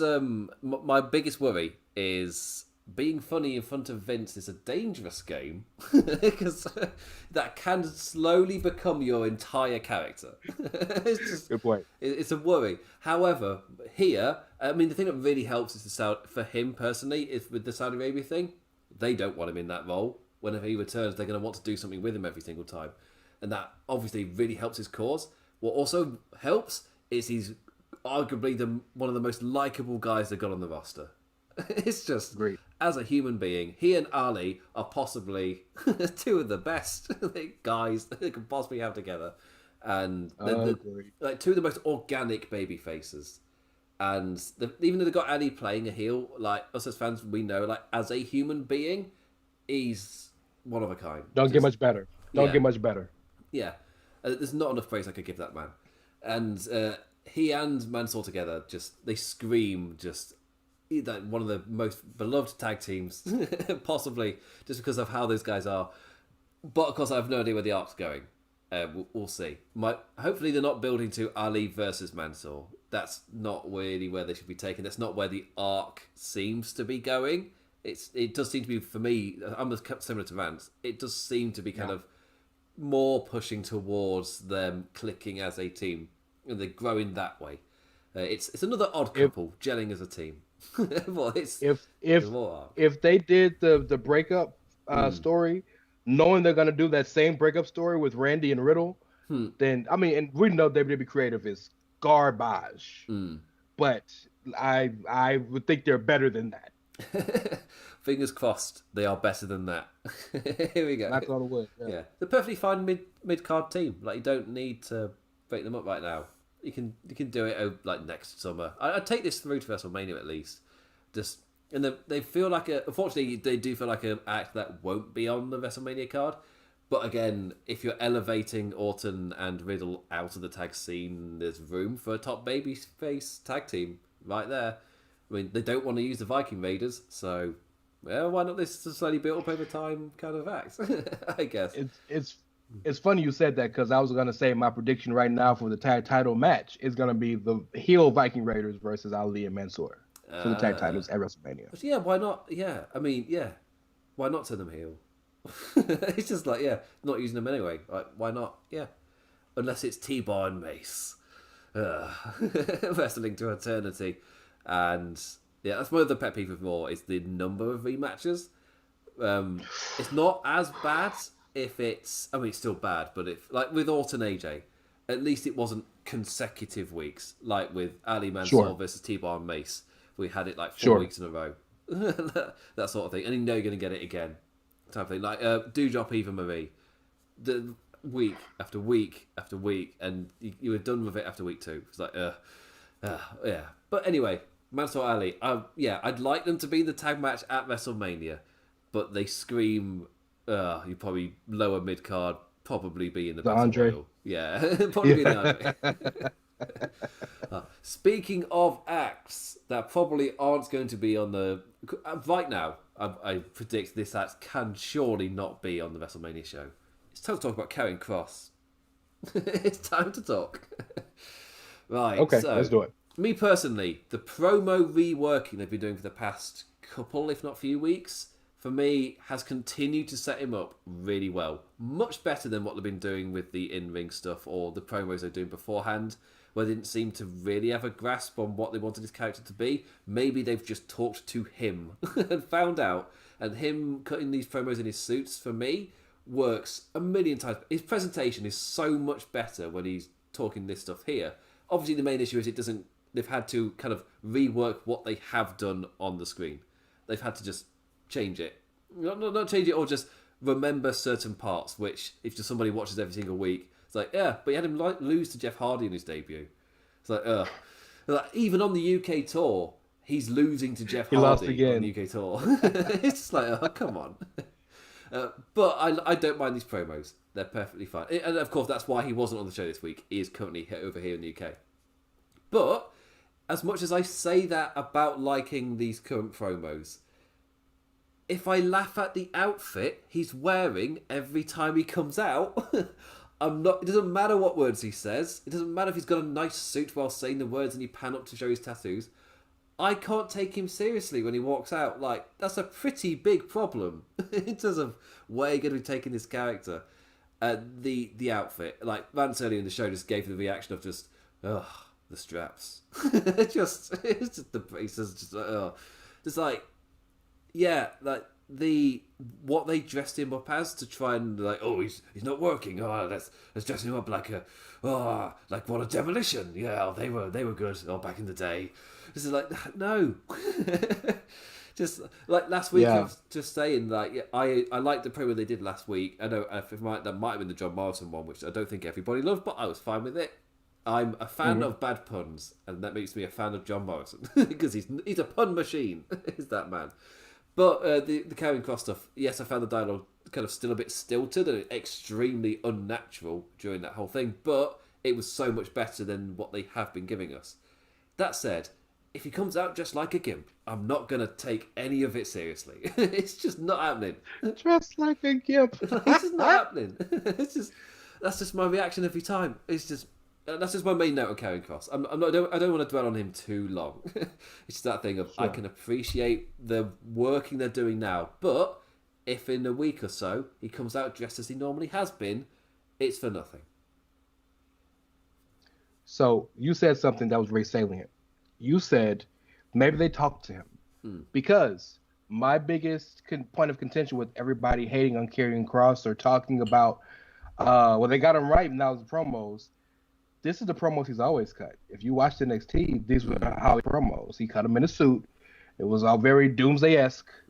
That's his thing. He's the Doomsday guy, and time to pay the toll and all this vicious, dark stuff. He's doing that again. And I think the biggest failure of him coming to the main roster was he didn't talk other than the picture-in-picture where he had like 20 seconds to get his stuff in. The look is ridiculous, and it's absolutely for toys and whatnot, but it's his fault. And the reason it's his fault was because, again, if you watched NXT, when he started, he dressed normally, right? He had the trunks and whatnot, and he started growing into more of the gladiator-esque look. He didn't have the straps and the helmet because it's while I know it looks like Demolition, it's a gladiator's thing. He's almost like a modern-day gladiator. That's why he has the little dress that's kind of like Maximus wore in 300. If you go watch 300 and Wrestle Crow in 300, that's the idea that he's supposed to have. It's just, one, you didn't do that before, and we saw you for a whole damn year. Two, it's red, which is not gladiator-esque. Yes. Yeah. Quick analogy. Why I think it'll work. I remember, and I don't know how long you've been watching wrestling. I think it's been a while. But when MVP debuted in SmackDown, I think in 2008, I think it was, MVP, the storyline was he was basically Terrell Owens, this overpaid athlete who was kind of like a parody of NFL athletes who made too much money and were the party guys and this, that, and the other. He had not a month and a half of negotiations with Teddy Long, and signed the highest contract in SmackDown history. And pay-per-view comes, and finally got the big match. Teddy tried to get him to wrestle for weeks and weeks and weeks, and finally makes his debut at the pay-per-view. He faces Marty Garner. God bless Marty Garner, who's a great talent, but like he's Marty Garner is the guy you guys know as the guy who took the bad pedigree from Triple H. That's Marty Garner. But he's a jobber, and so people were mad at him in storyline that, come on, man, you got all this money, you facing a jobber. But that's when he first came out with the Power Ranger suit. And people laughed at it for months and months and months. And it wasn't until he had a proper feud with Kane, where Kane set him on fire, and then people stopped caring about the suit because we had something else to worry about. So I think once he gets a proper feud, and once he gets into the full-on character work, we won't care about it as much. We'll always realize it's stupid. But that MVP went from having the most ridiculous outfit I've ever seen in my life to an outfit that every time I have a WWE 2K game, I'm using because it's so different and cool. So I think it'll work itself eventually. Maybe take the straps off when he gets in the ring. I don't know how to fix it, but I think the way our minds are, eventually we won't care as much once you see him get into a proper feud with John Morrison, or a proper feud with Keith Lee, or a proper feud with Jeff Hardy, whoever it is, we'll care less, I think. Yeah, I think with the take straps off during the match, 100% that works. Because I think Samoa Joe had a similar kind of dress at some point. Might have been during his TNA run, where he also went for the gladiator shorts kind of look as well, and it was perfectly fine. They kind of just built up that side of him as well. That genius. I want to say, just maybe just colour the red bits of the mask gold, bronze. Just or black, or black just even. Keep it black. It's just such a simple little red, design. Because the red is the thing that makes me laugh. It's just it just doesn't look right at all, and the fact that he then wrestles with the straps on as well. It's just like it's like you've gimmicked up this man. It's just layers that aren't necessary.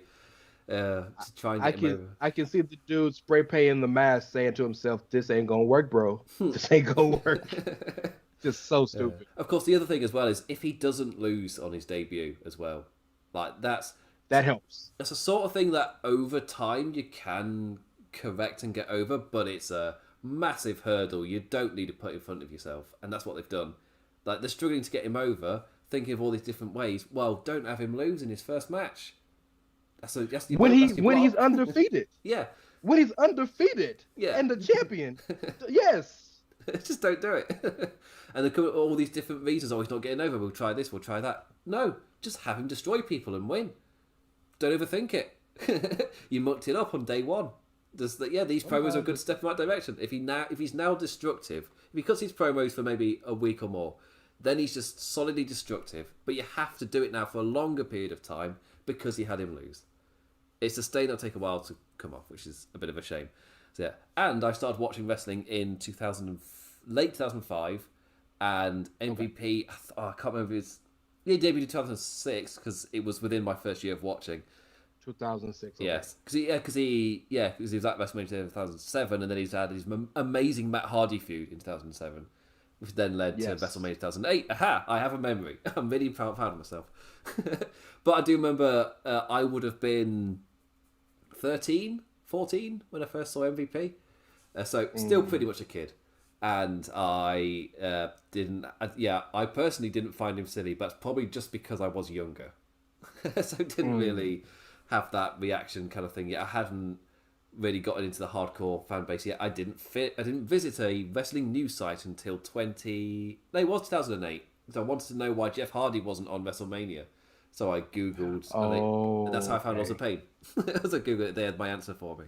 So, yeah.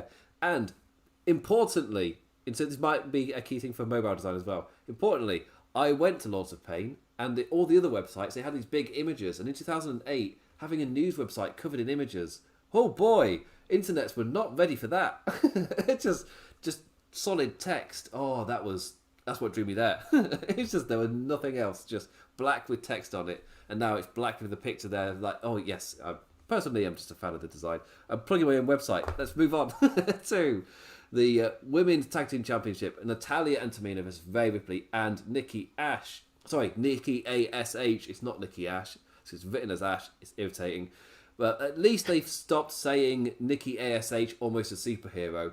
Because I'm like, that kind of ruins the point of an acronym. If you've got to say it every time, it makes the name really long. Just they've stopped doing that now. That's good. And honestly, given the routine booking of the title, I'm happy no time is being wasted getting to the championship match itself. Like, they've had the champions lose to the to-be contenders. Then you have the singles matches. Then you have the setup. Then you have the title match. And I've just... Because I said it 2 weeks ago that we'd have the singles matches next. And then the next week, it was back-to-back singles matches. And I'm like, ugh, I'm so kind of disappointed because these tag belts could be so much more. The main issue is the previous feud was also that. And so was the one before that. And it's been the same repeat way of booking these titles ever since the Banks and Bailey and Kabuki Warriors feud ended, which was amazing and carried WWE through a really difficult time. Like, that feud, like, for me, Bailey and Sasha were the MVPs of the lockdown era. Like, I can't applaud their work enough. And but ever since their feud kind of ended, and then we've ended up with, even with the Kabuki Warriors, with their kind of initial feud kind of drop the belts, or unless Banks and Bailey drop the belts. It was over a year ago, I can't remember. Lockdown time as well. The whole warp effect. Who knows what happened.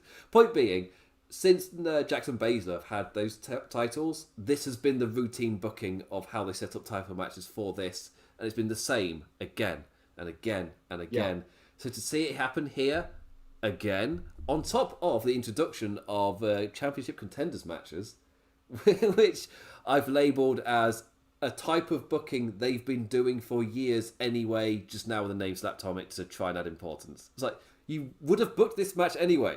So I don't feel that type of thing. But then, if you're going to do that, the show they debuted that on, I am coming back to the women's tag stuff. The show they debuted that on, it had different meanings. For some of them, for some matches it was, if they win, they might get a title shot. But for others, it was, there is already a title match set, and this is a match of championship contenders. It's like, but you got different meanings across your introductory show for this idea. What does it actually mean? Then they kind of fell onto it a bit more, and it did become a championship contender. Like, if you beat the champion, you get a title shot.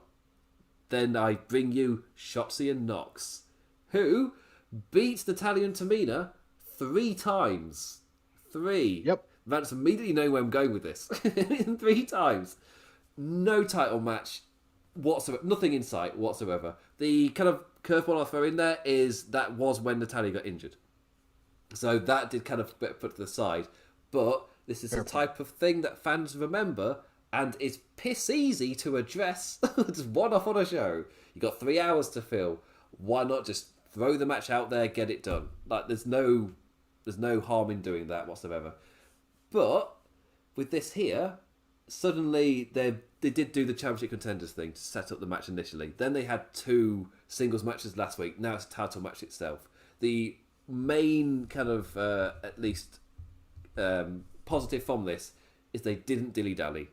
They did each routine bit of the booking, just knocked it all out.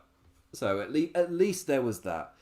I'm happy no time got wasted getting to it. Agreed. And the match itself was lightning quick, done in under 5 minutes as Nikki reverses the sharpshooter into a small package.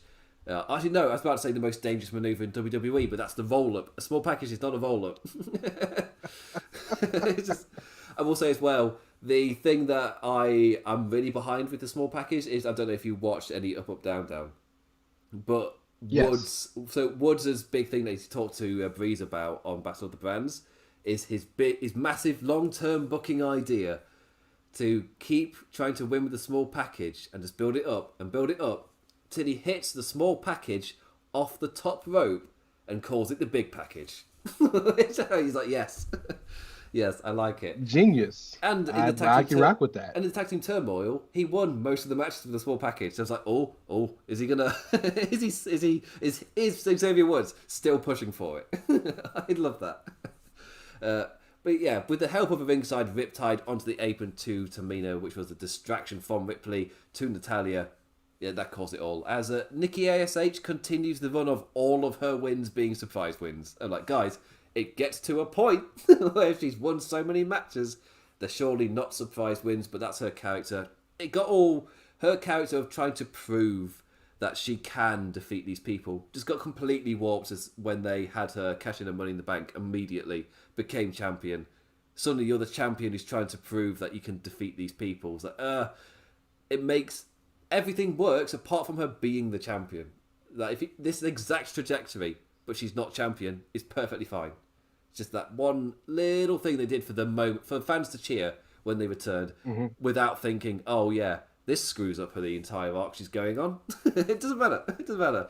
Because someone holding the Money in the Bank briefcase but not being confident in themselves, what a unique twist. I really like that. It's a story. Yeah, but they didn't. They just had it cash in immediately, and then you've got an unconfident champion, which isn't quite the same. So yeah. But yeah, women's tag titles. By the way, the one positive thing of Nikki's title run was that match against Charlotte was where Nikki finally beat her was perfect. That the no DQ one? It was beautifully done. Yes, it was so good. I don't have a lot to say about this match only because there's nothing to say. The right people won.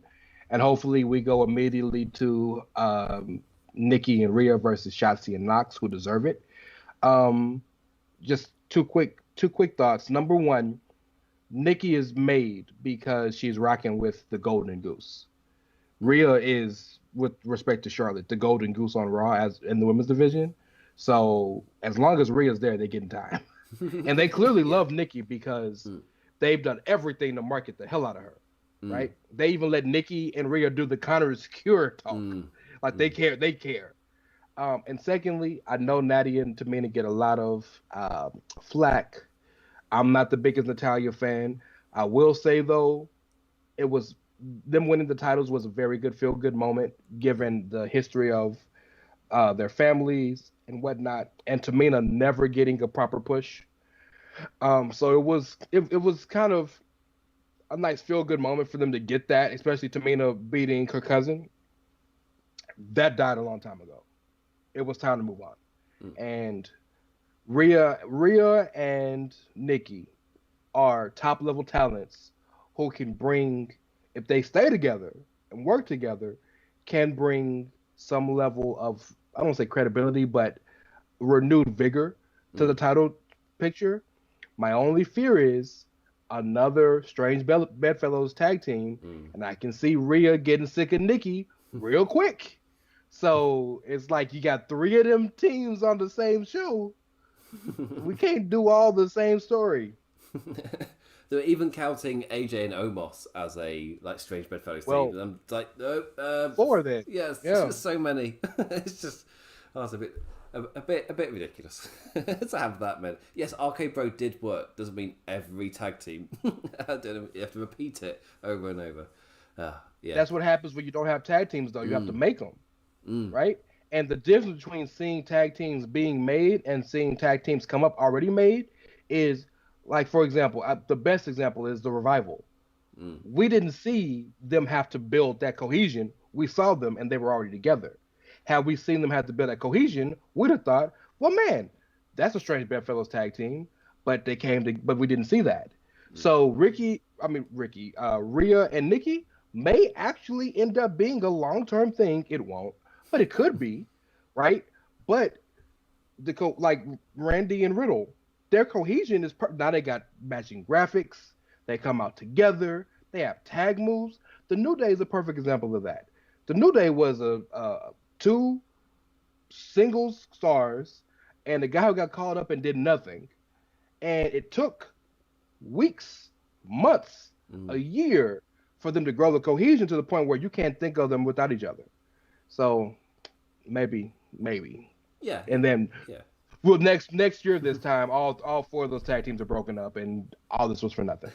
Actually, AEW is quite a good example of that, where they have all those stables, and in the beginning, it was like a little bit. You weren't entirely buying the kind of friendships and allies together. They had their big brawls, but the inner circle you didn't really have that connection to type of thing compared to the inner circle now, where you see one of them, you can't help but picture the others. There is They feel like a family now. Yeah, they really do feel like a family. Yeah, and the Pinnacle is like a recent example where you don't quite buy the cohesion yet, but you will over the course of time as they're more featured, as they run in to save each other. So, big thumbs up, big thumbs up. Let's move on to Alexa's Playground. I'm interested to do this one. So, Alexa's Playground with the guest Raw Women's Champion Charlotte Flair. So, this week's review mostly is the same as last week's, where it may not be for me, but it's clearly for somebody given the response. Flair running down Alexa's shift to her current character, from entitled champion to being dressed like a child with a doll. That is selling incredibly well, merch-wise. Like, as somebody where this thing isn't quite for me, to see it sell so well, it's like, okay, it's staying then. It's definitely staying. It's selling incredibly well. Alexa letting her know that the Queen is nothing without a title, and she's pretty good at losing them. Just adding that Charlie was a pity gift, not one for mind games. She's going to take a title, and then she's going to be nothing. Charlotte attacks and rips the head off of Charlie. When she goes to do the same to Lily, Alexa activates and knocks her out of the ring, and it's her music playing to send us home. Yeah, it was a kind of a carry-on from last week, I guess. Like a more formal kind of addressing of what was brought up last week. And I guess, and set up as well with the Charlie stuff. This one just kind of carried that momentum through, and we got the pay-per-view. I wouldn't at all call this a segment that made me excited to watch Extreme Rules. It didn't really do that for me at all. It kind of just reminded me the match is happening. There are some nice notes there, but it didn't really do much to generate hype for me. But it was still fine. I didn't have any massive critiques for it. Like, what are your thoughts on the Alexa kind of character? So first off, let me say this. If you believe that 1,500 people left the arena for this, I got some beachfront property in the Sahara that I can sell you. 1,500 people up and left this arena, knowing Big E, Roman Reigns, and Bobby Lashley are wrestling 20 minutes later. Because I've listened to the clip. I've listened to the clip, and Meltzer sounds like, I would be surprised by that. That's the tone he's saying, but of course, you don't get any tone when the news is reported, which is obviously, he said this many people left. Like, listen to the clip. Like, he doesn't sound totally convinced. It's the best way to put it, yeah. You're right, he doesn't, but even Alvarez tries to give him out, and he said, no, they didn't go to the bathroom, they left. And I was like, wow. Okay, but that's another conversation. Yeah. I will say this. Alexa also is not for me. This iteration of her is not for me. But I appreciate when somebody doubles down 100% into a gimmick and does their all to try to make it work. Yeah. And Alexa has done that very much. I don't care for the doll portion of it. I don't mind Alexa being dark and the playground and all that. It's the doll portion of it that kind of doesn't rock with me.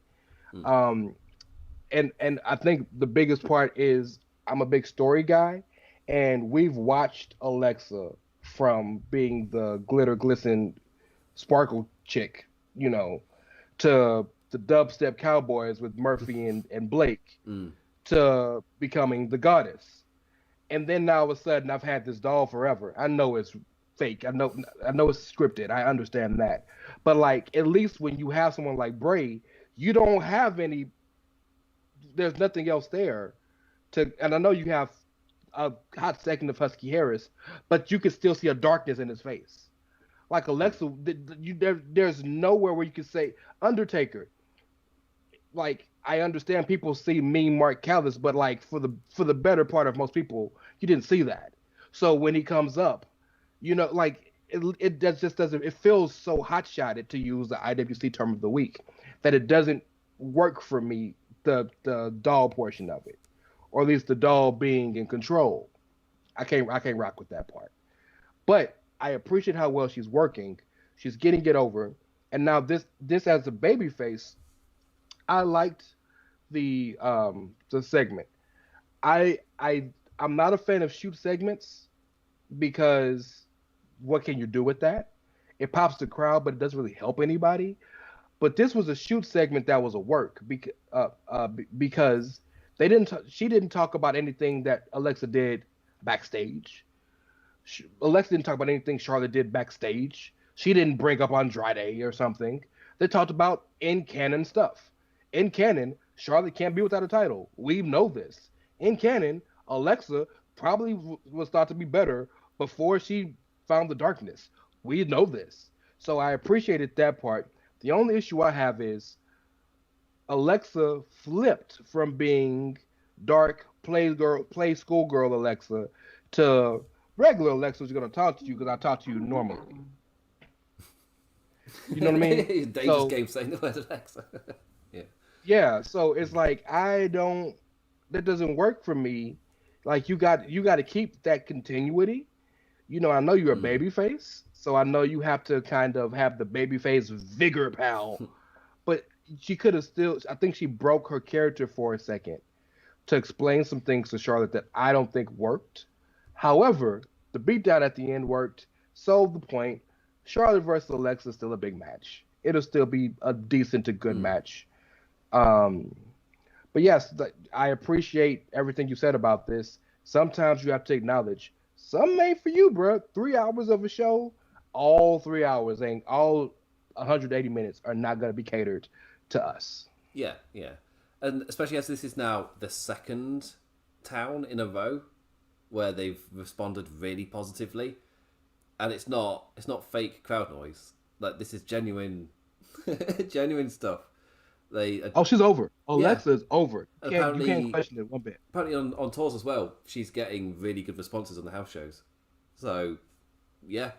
So it's clearly working with the audience it's aimed at. So, well done there. I'm not that audience, but at the weekend, I watched a made-for-TV... what was the actor? It was an actor I like, why are you in this movie? Oh, was it made-for-TV Robert De Niro family movie? I'm just like... Why are you in... Like, Christopher Walken and Cheech were in it as well. Like... wow. Yeah, I'm just like, why are you in this film? It's like a solidly 5 out of 10 standard production. Even Uma Thurman was played his daughter. It's like, this is your bog standard type of thing. That was actually a big production. I remember that movie because they were like a mafia family. I thought it was like they were a mafia family, right? Yeah, wait, it's like... And then with a kid has to kind of is like against Robert De Niro as I'm the kid of the family. It's my room you've taken, Grandpa. Yeah, I thought it was made for TV, which is all right. That actually had a budget. I think that came out in theaters. Yeah. I mean, I could be wrong, but nonetheless, it's still a crazy, weird, random movie to make. Yeah. So when I finished watching it, obviously asked how I found it. I was like, it was aimed at a demographic. That demographic would enjoy it. I am not that demographic, so it's fine. It's perfectly fine. I mean, to be fair, like most movie producers will do that. Even if you like a mediocre horror film, where they'll be like, "We went out to make this level of film, and we did it." Cool. Yeah. yeah. We're going out to make anything more. So yeah. Congratulations, you hit that mark. It doesn't mean it's going to be for me, but good on you. Good on you. Yeah, not everything's going to be the best thing ever or appeal to everybody. Yeah. Yep. Yeah, and also before we came live, I noticed Alexa Bliss had been responding on Twitter to some of this stuff, and obviously she was like, well, obviously that's not true. And people within the stadium were saying, well, I was there, didn't see anything. And yeah, which is obviously it was 2 pieces of news in one day. So see how it settles by the end of the week, and then we'll know what the long term thing is. But the one note is one of those places that she was getting angry at was Ringside News, and I can't put this any kind of nicer, but there's a reason I have them blocked. I personally view them as poison, and I just almost every time a wrestler gets angry at a news report or dirt sheets on Twitter, it's Ringside News, because they've made something up, and this is the first time I can hear it in my voice. Genuinely makes me angry. I genuinely despise what that site stands for, and the fact that they are still regarded by certain outlets as a reliable source It just gets me. Like, yes, they do have some source information, but the fact that is also on top of the other stuff that when I see another wrestler obviously having an emotional response to one of their BS made up posts, yeah, obviously it's irritating. As somebody who also does work for a site, it's like, yeah, it's and as dirt sheets as a whole get branded as one. Like, no, that's why I call them poison. Like, it's the kind of the field. Because whilst we were talking, I was like, should I say that? It's like, no, it's it generally gets me. And to see another wrestler get that response, because they are human beings, and there is a responsibility, and that responsibility is not being upheld, and it really annoys me. So anyway, yeah, completely agreed, brother. Beautifully said. Rings, like, yeah, 100%, 100% agreed. All right, let's move on to the Operation 24/7, which is the perfect way to follow up. Time for genius plans to completely fail over and over like a modern day Wile E. Coyote skit. Hey, it's not Maverick's fault. He's got the genius plan. It's not his fault that the others are incompetent. This is just like day one. We're going to get so many of these. They're going to get millions of views on TikTok. Another thing where I'm not the audience for this, but I know it's going to slay in that certain audience. So, yeah. Young generation, enjoy man does flips to escape baddies. Enjoy it. I'm that generation. I pop hard for the 24/7 skits, and I love me some Reggie. That's me. I will say, for me personally, Reggie doing these flippy stuff is so much better than doing R-Truth again, because we've had it for ever since the belt debuted. It was just R-Truth skits for like 2.5 years. So to have Reggie, it's a breath of fresh air. And I do like the idea of Maverick coming in as a 24/7 veteran, and he's got all these plans. I really like it. Yeah, I'm all for that. And I love Truth. I love Truth, but like, yeah, if it's not gonna do something different, and he's still funny. Everything he does is still funny to me. It's the same tropes. If it's not something different, then let's rock with Reggie and do this. And yeah, this hilarious. The 24/7 segments are always a breath of fresh air for me, because I get a good laugh. They change the pace of the show, and they're done. You don't think about it no more. Yeah, and I am a guy who is a massive advocate for comedy in wrestling. Every G1, because I cover the G1 Climax for Wrestling Headlines every year, and I'll do my best every year to at least get Toru Yano nominated for at least one match, because we do like the best 5 matches of the week each time, and I'll try and get a Toru Yano match in every single time, because he is one of my MVPs every single year. I really is, but it's exactly what you're talking about, where it's that breath of fresh air. Like, what every single week or every single kind of like match round, one person gets to have a fun little match with Toru Yano, gets a little bit of a rest, doesn't have to take any bumps. Or if you really want to take a bump, it's like Kenny Omega, where he takes the bump on the pads. It's like, actually, that was lovely. Things like that. Just a nice little mess about. What's that? Yeah, with my English, I realised one of my Englishisms coming in, which does not gel well with YouTube. Anyway, the final segment to talk about. If Jeff Hardy wins, he is added to the Extreme Rules US title match, Jeff Hardy versus Sheamus. The only massive asterisk on this for me, Jeff Hardy lost a title match last week. Why is he in this match? You can give me a reason. I can... on the show, if there's a reason given, then I'm perfectly fine. They just more like... It felt more like he had a decent showing, therefore he put him in here. That's not enough of a reason. Why is he in this match when he lost? Aside from wins and losses don't matter in this company, this is the thing. This is what I mean. If he loses a title match last week, you have to give me a reason why he's suddenly getting another title opportunity shot, other than we want to. The match will be fun. Yeah, it will. Jeff Hardy winning here, getting inserted into Triple Threat. That Triple Threat is going to be great. I have no issues with that. I have no issues with the match itself. It's just that the logic was just completely disregarded to get there. Which, as somebody who watched every single week, it does get me a little bit. But yeah, he found himself in a Prove Yourself title qualifier. Shout out to Breeze. To Prove Yourself. The match was great. But again, it's that wins and losses thing is with me the entire time. I was just expecting this to be a kind of Sheamus showcase, just to give him that nice little win, and they just randomly, oh, this match needs a stake. Let's say if Hardy wins, he gets added. That wasn't the case at all. The stick was there because they were adding him to the match. And the brawl afterwards as well just sold that really well. It was a means to an end. A last-minute major shift in the Extreme Rules match, which genuinely does have my interest. Also, the Swanton counter looked brutal. Jeff Hardy, like, somehow flat on his back, landing on his knees. Good God, man. Good God. But yeah, the ending was great stuff. Hardy with a sudden reversal into the most devastating move in the world in a roll-up to get the win. And yeah, solid match. Adds an additional fella for Extreme Rules Chaos. I'm looking forward to that match. There is just that asterisk of he wasn't given any sense why Hardy's in this match anyway. But it'll be fun. I saw a tweet that kind of encapsulated this perfectly. It said that WWE saw y'all complaining that Jeff Hardy wasn't on the show. So they said, here, damn, you take him all you want now. And that feels pretty apropos, right? Like, Yeah.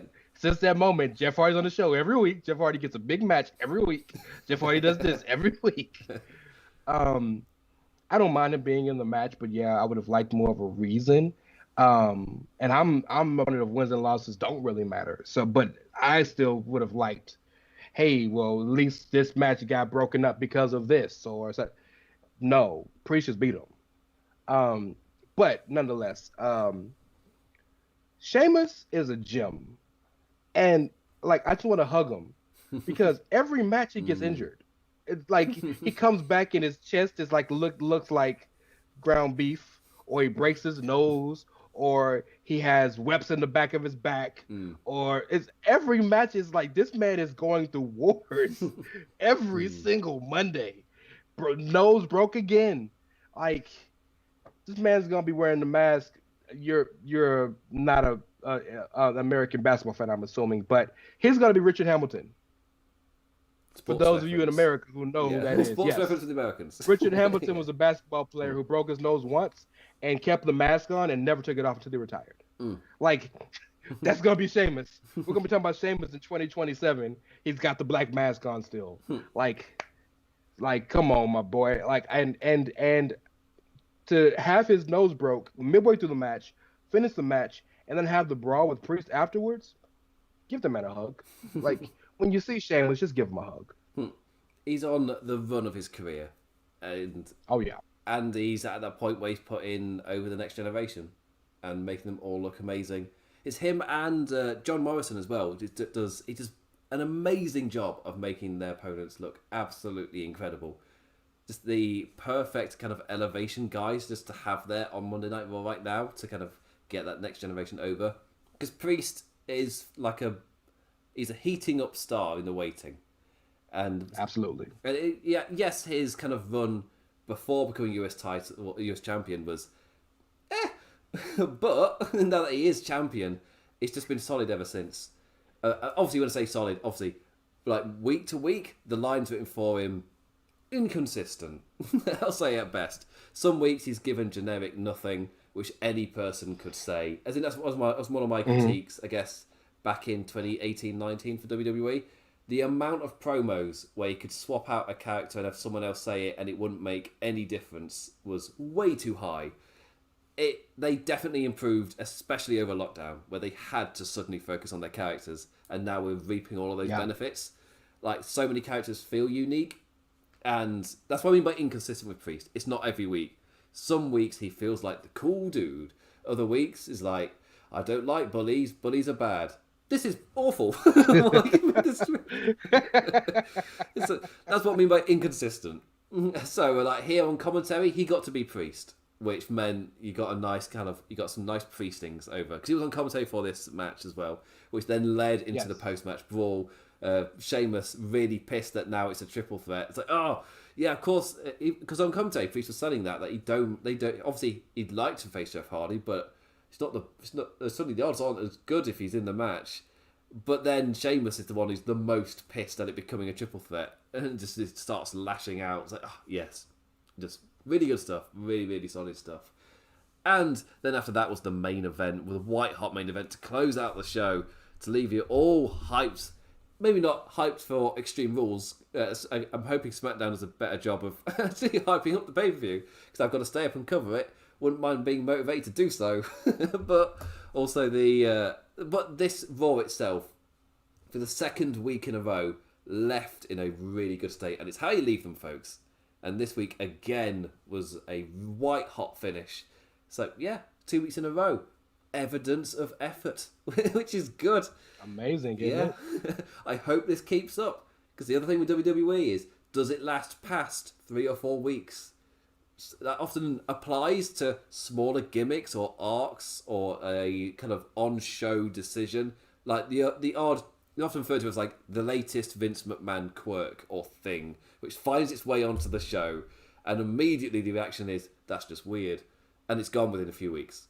Or whatever. Or last year, where... Because if I'm right, it was around this time last year where ratings were bad, they needed something. We got Retribution. Just suddenly thrown out there.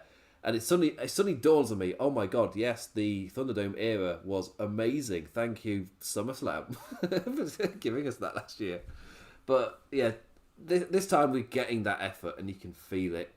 And so far, 2 weeks in, Monday Night Raw has gone, for me, almost consistently. We're hitting 1s or 2s out of 5s, probably. For me, like for the second week in a row, I want to give it a 4 out of 5. I don't normally do numbers, but I guess for me, my favourite would be, no, the book ending for this show was white hot. So, and everything on the show had a purpose. So I can't, on Raw's scale, so I would also say, on the a 4 out of 5 on the Raw scale isn't a 4 out of 5 on normal scales. It's because of the bar I'm measuring it on. A show like this, which is you're white hot at both ends, but the middle of the show is mostly competent.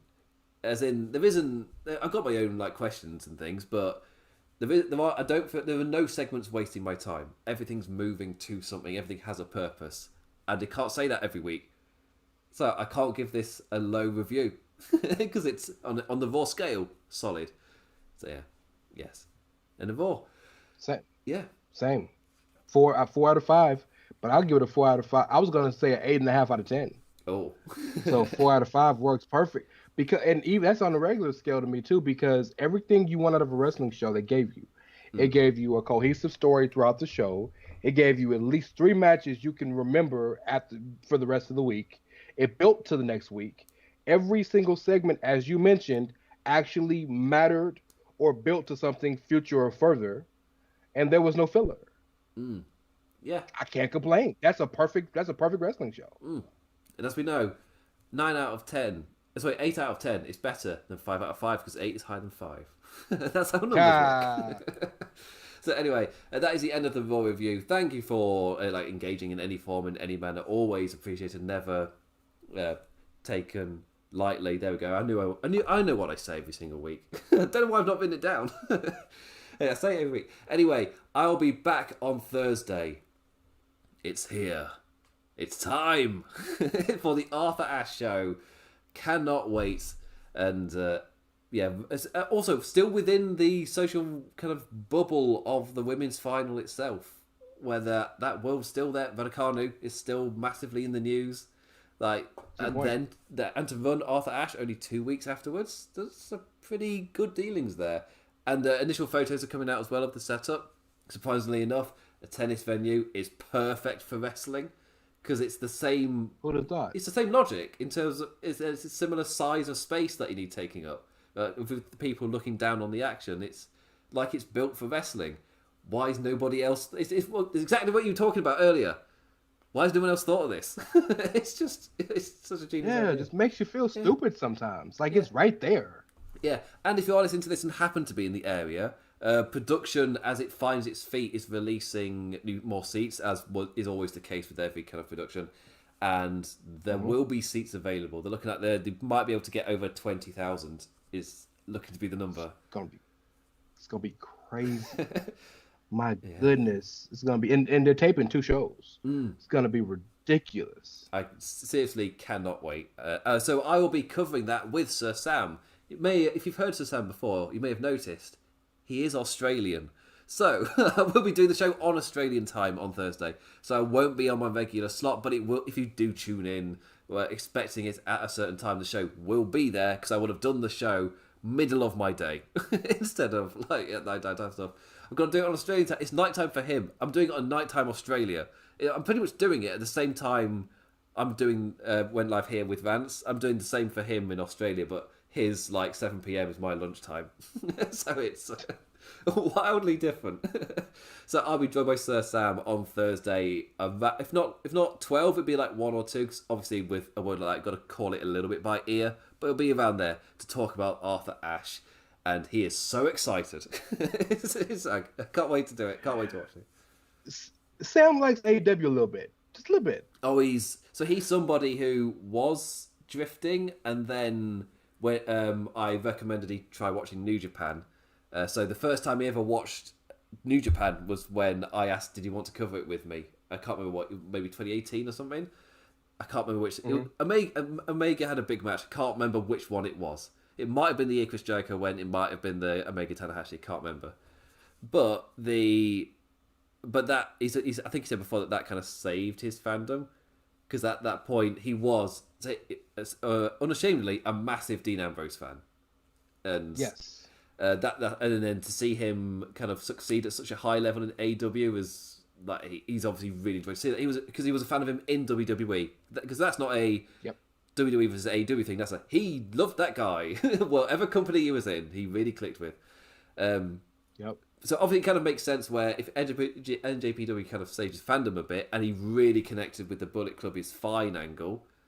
It's just that fits so smoothly to then transition to AEW. As in, it's the kind of wrestling that's for him. It clicks on all cylinders for what he wants in wrestling, which is to see kind of a friend experience that. That's awesome. That's great. Because obviously I got that with New Japan. It's great.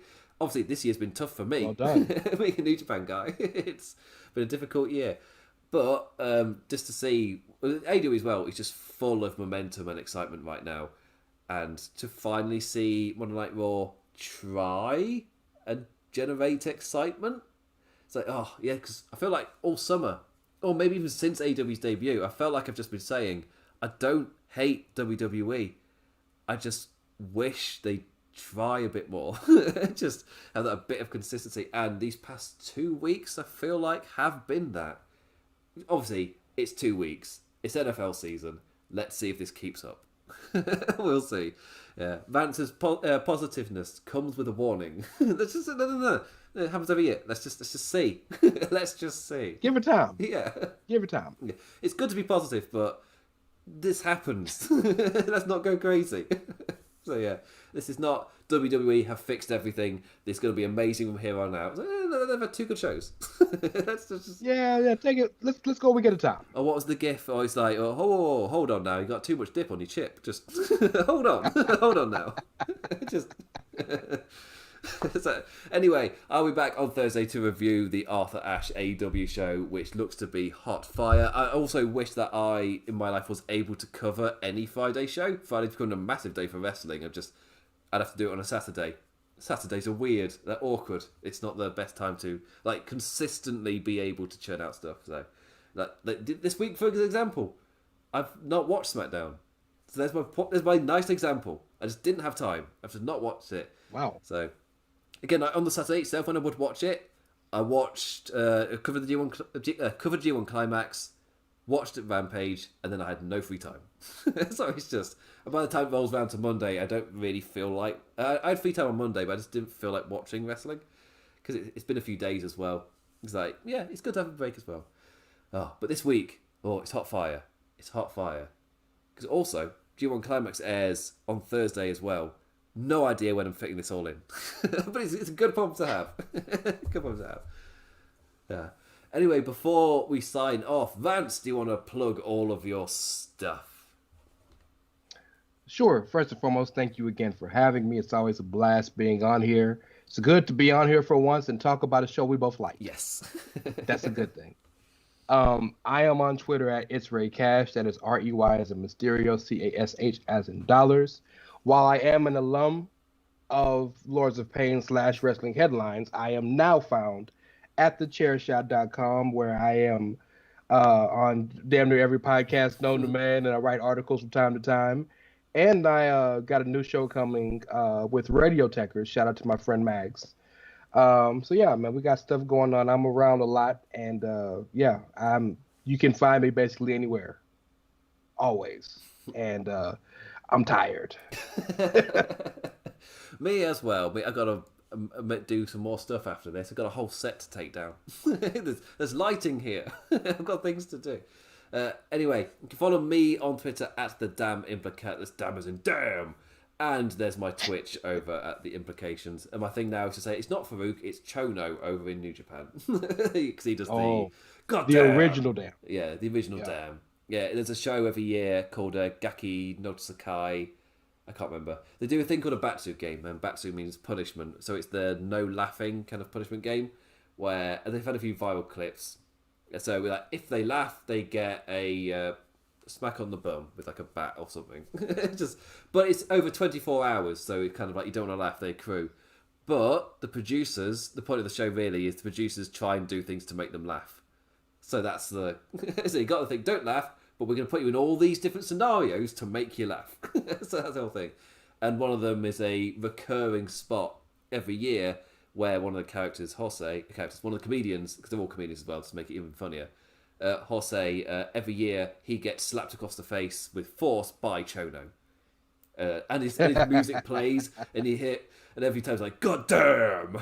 Now he calls it diddle, diddle, diddle. It's great. Yeah. I don't know if there'll be clips of that on YouTube, but yeah.